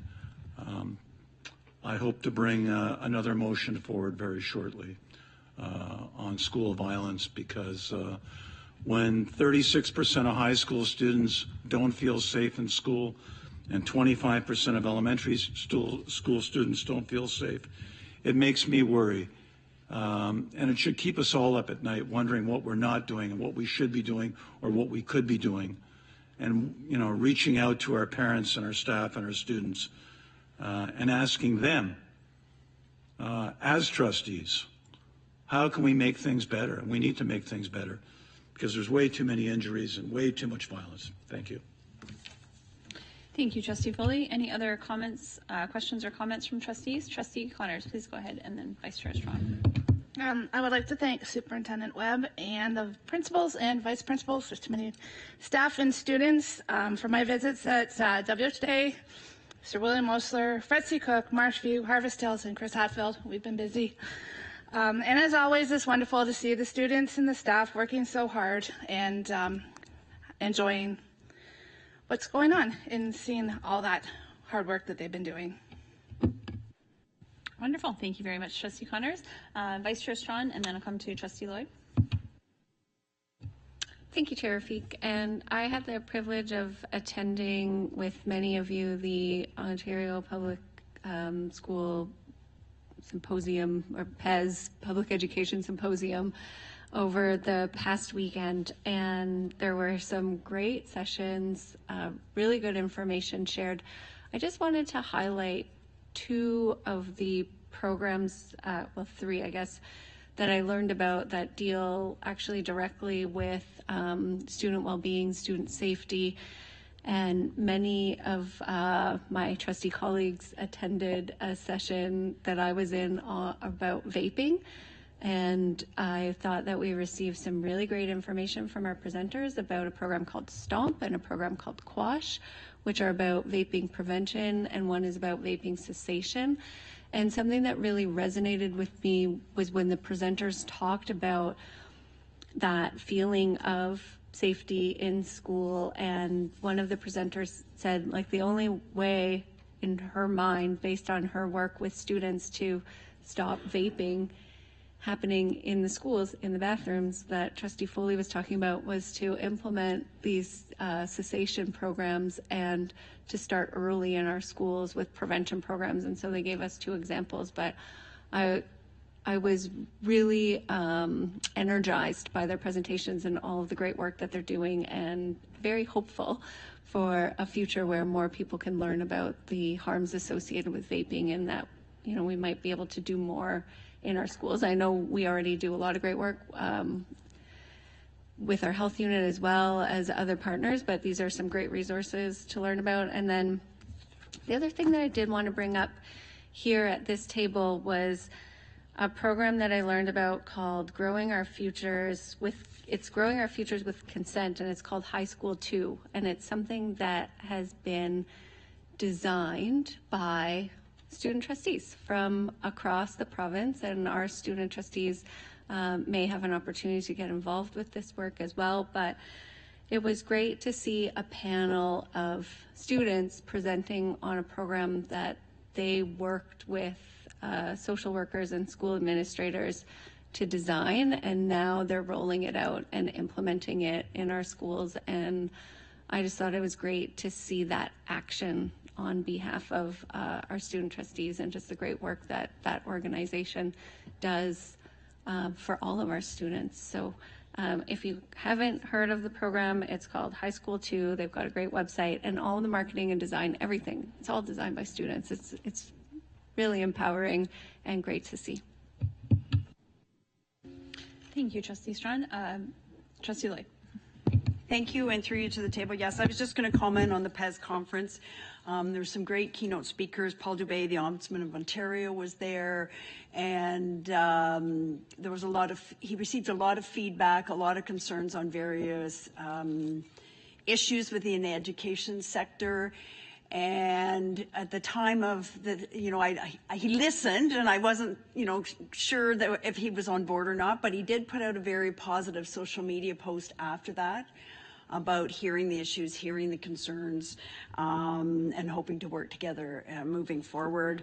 The Grand Chief of Ontario was there, Abram Benedict as well, who did a keynote, who spoke about our schools and the work we do collaboratively. The vaping presentation was quite good because it did talk about, very similar to our presenter here tonight, on sex trafficking, how they are targeting and marketing our students, how the vape industry are recruiting students to then bring them into schools to sell them to other students. So, there is sort of a whole underground economy with respect to vaping and how students are getting these materials. And so it was very, very interesting. And the cessation programs they talked about were quite, there were some students there, and they were quite positive about that. So overall, it was a very good couple of days. I did also wanted to acknowledge tonight the Honourable Kirsty Duncan. She was an MP from the Toronto area, but she also came and spent a day at our board back in June 13th, 2019, when she was the Minister of Sport. And myself, Trustee O'Brien, Director Blake, and Mayor Lehman, and there were a number of other people there, spent a day with her at Oakley Park Public School. And she was quite remarkable and so engaging with our students. And she passed away from cancer this past Monday at the age of 59, but she had spent an incredible amount of time at our board and with our students. And I just wanted to acknowledge that, because I did, when she was here, I thought she was quite remarkable. She'd been a scientist and an educator, and was very positive with our students and interacted so well with them that day. So just wanted to acknowledge her passing, because she had quite an impactful impact on our board that day when she was here. So thank you. Thank you very much, Trustee Lloyd. Any other comments or questions? Trustee Foley, please go ahead. Thank you, Madam Chair. I would just like to ask the Director if we put a motion forward, I'm going to say probably 6 months ago, regarding the increased buying of Canadian goods. And I was just wondering if you could bring some sort of report to the board on what we've done to effectively increase our Canadian purchasing, and just show us what the board's done with respect to buy Canadian, as we had put that motion forward a while back. So just wondering if that's a possibility. So Trustee Foley, I'm sorry, but I would go back to that would be a great motion to bring forward. You're asking for a report. You're asking the Director to bring a report. So I'm sorry, but again, my decision is going to be that one trustee could not ask that. Oh. Okay. But I believe we could have a motion and see if the table supports that. I'm sorry, I believe my job as chair is to make sure we're being procedurally correct. So I'll put a notice of motion together for the next meeting. That's Wonderful. great. Thank you. Thank you. Trustee Wilson, sorry, go ahead. Yeah, thank you. And through you, Chair, I just wanted to comment as well about the PES conference that Trustee Lloyd was speaking about. It was a really good conference, great speakers. I don't want to repeat what Trustee Lloyd had said, but also being part of the Black Trustee Caucus, we were able to meet at the symposium in person, which is always great. And we also had, so there were a couple of student trustees there, And we had a particular young student trustee who is Black and Indigenous, and he was so dynamic and such a great articulate speaker, and he spoke about, you know, how important it was to have a Black grad coach. And anyway, I just, you know, I was quite proud because he is not with our board, but I was at TDSB, and, you know, I just kind of wanted to acknowledge the fact that our board has 4 Black coaches and an Afro-Indigenous grad coach, which is, I think Toronto, if I only had 2. Anyway, it's such a larger board, and I know there's still a lot of work that our board needs to do, but I also want to acknowledge the good things that we do, and just the fact, you know, that we have the number of grad coaches that we do for the students that we serve, especially after hearing from the student trustee, like I said, who really articulated, you know, why this support was so important to him and how it has really helped him navigate the education and be an advocate for him and a support. So I just wanted to point that out, you know, just to, you know, that the work that they do is great. And I believe Associate Director Maltby said there will be a report coming out with regards to our board on Black leadership, because I think it's important that, you know, around this table that, you know, we hear this type of feedback from our students, you know, who are impacted by having these supports. And so, yeah, I think it would be great to hear, you know, their words, because then it just really goes to support that the work that we're doing to try and, you know, maintain equity, and that, you know, and that we have supports for our marginalized communities, and the fact that this particular student was Afro and Indigenous, and we have an Afro and Indigenous grad coach, I think is great. So I just wanted to point that out. Thank you. Thank you very much, Trustee Wilson. Okay. I just also wanted to share that I had the opportunity today to attend the Ontario budget consultation with the Ministry of Finance. There were several MPPs in attendance. We got 3 minutes to speak. I spoke about our pressures. I spoke about special education, transportation, capital projects, our increased pressures with unpaid benefits, CPP and EI. Minister Kanjan spoke specifically and asked if there was anyone in the audience that had red tape that was impeding them, and I snuck in there that it would be really great for us if we had current census data to work with. I thought that was I thought that fit in there well, and I said that was a big ask that we have, that we're not necessarily just asking for more money, but if we had appropriate census data, then that would really help our funding models. So, like I said, I only had 3 minutes, but hopefully I got all of our needs out there, but and we'll see what comes from that. Okay, I'm not seeing any other questions or comments from trustees at this time. All right, so do we have any notice of motion for next meeting? Trustee Powell? Yeah, speaking to what I spoke to earlier through your chair to the table about the Trustee Foley's motion from 2023. It's sort of added to that. So I've never done this before. Do I just read the motion, or I've sent it to you and Lynn? Okay. All right. So whereas in 2023, the board adopted a motion respecting the reporting of violent incidents, and whereas staff are required to report certain incidents in accordance with the Ministry of Education's direction under PPM 120, and whereas the board also has obligations under the Occupational Health and Safety Act with respect to workplace violence, workplace safety, and related reporting and documentation, And whereas it has been brought to the attention of the board that some incidents may not be reported where they fall outside the scope of PPM 120, despite still being relevant from a school safety, workplace safety, and board oversight perspective.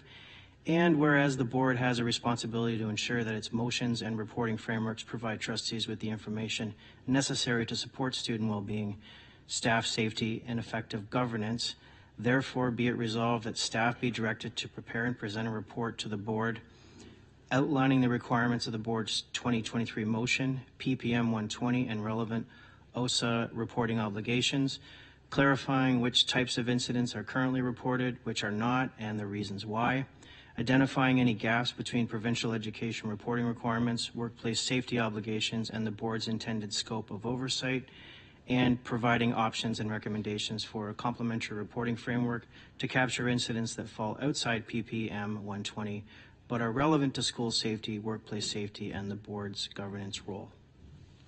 It's a little wordy, but Thank you, Trustee Pallett. Do I have a seconder for that motion? Trustee Foley. Thank you very much. And I did just, I forwarded that to Executive Assistant Henry as well. So you have that. Okay. Okay, thank you very much for that. Do we have any other notice of motion? Trustee Foley. Thank you, Madam Chair. Just touching on what I mentioned earlier, that staff provide the board with a report showing and outlining the changes made to purchasing regarding the Buy Canadian motion of 2025, what steps have been taken to the effect, and what the changes and increases in the Buy Canadian, if in fact there have been increases in Buy Canadian. Thank you. Okay, thank you very much, Trustee Foley. Do we have a seconder for that motion? Trustee Talbot, thank you very much. And you've given that motion to Executive Assistant Henry. Thank you very much. Okay. Any other notice of motion for next meeting? Okay, not seeing any. So that takes us to 4 professional development seminars attendance. Does anyone have anything to declare? Okay. Sorry, Student Trustee Perry, please go ahead. I would like to declare that I'll be attending the OSTA ACO Education Action Conference later in February. Okay, thank you very much. Student Trustee Kim? I would like to declare that I'm doing the exact same as Student Trustee Perry. Okay, thank you very much. Enjoy. Thank you. Okay. All right, so that takes us to 5 reports and updates from staff. So Director Stevens will give us an update and share a Celebrates video that I think Trustee Armstrong may like. Thank you, and through you, Chair Rafik, to the table. January has been a month of celebration and preparation. We are excited for the planning and implementation of the new kindergarten curriculum. Today I spoke with an ETFO member and acknowledged how proud I was of our early years team getting an extensive plan ready to support our early years educators, both teachers and DECEs. Focusing on early reading and number sense, our earliest learners will have greater opportunities to thrive in our kindergarten classes. Our amazing communication team will be working on exploring the changes in the kindergarten curriculum in order to provide families with very detailed notices of those changes.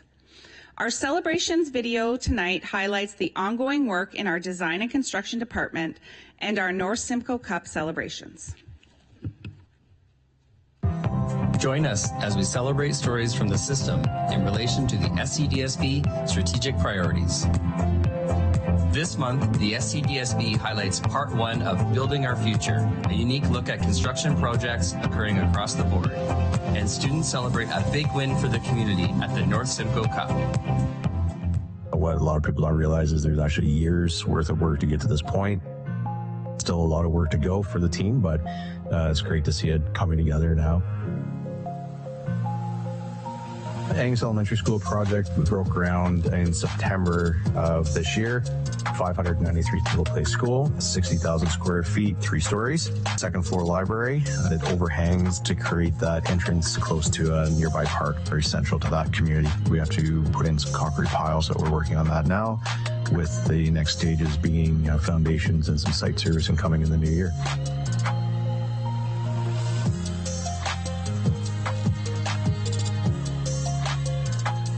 This is a 2-story addition to the existing entire secondary school in Innisfil. 16 classrooms and 2 science rooms and then a few ancillary rooms. We had to add some parking completed through the summer. They're working on second floor load-bearing walls right now, hoping to get a roof in January. Then they can start to get it enclosed and get some interior finishing done as well. A 3-story elementary school being built at the intersection of Mapleview Drive and Dean Avenue. We broke ground in July on this project. A 662 pupil play school, 63,000 square feet, pretty good size school. Working on first floor load-bearing walls there. Hopefully getting in the new year, finishing the first floor and getting the floor down for the second floor and progressing. That's a second floor library, but it has a 2-story portion with a lot of windows facing out towards the intersection. A lot of natural light, so it brings a lot of good environments for learning in. It's actually very rewarding to get to this part of the process. Just getting the property takes a while, and then we go through all our approvals with Ministry of Education and municipalities. A lot of design work and collaboration happens as well. So once we get to this part where we start to see it come to fruition, it's a big milestone for the team. It's great to see it coming together now and get to a point where we're getting students into these spaces.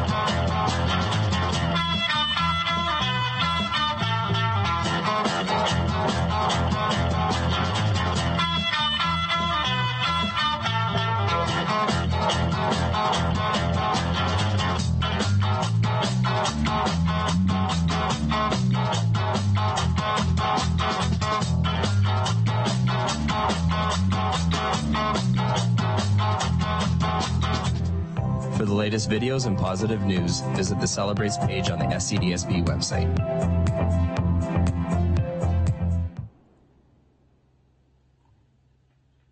Wonderful. Thank you very much. And yes, thank you for that that video. I very excitedly shared that Angus part with my community, and I got lots of feedback. So thank you.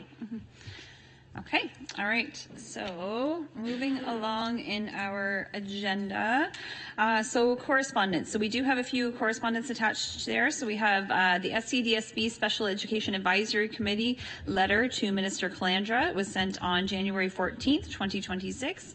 We have a letter from Donna Jebb dated December 19th, 2025. And we also have a letter from Michael Parsa, Minister of Children, Community and Social Services, December 12th, 2025. So those are attached in your package.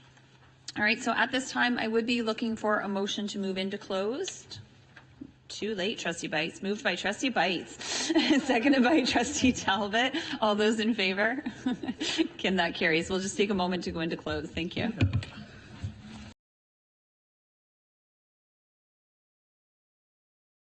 Thank you, everyone, and welcome back to public session. So there's nothing to report from the Committee of the Whole this evening. So next up on our agenda would be just our future meetings of the board and standing committees and advisory committees.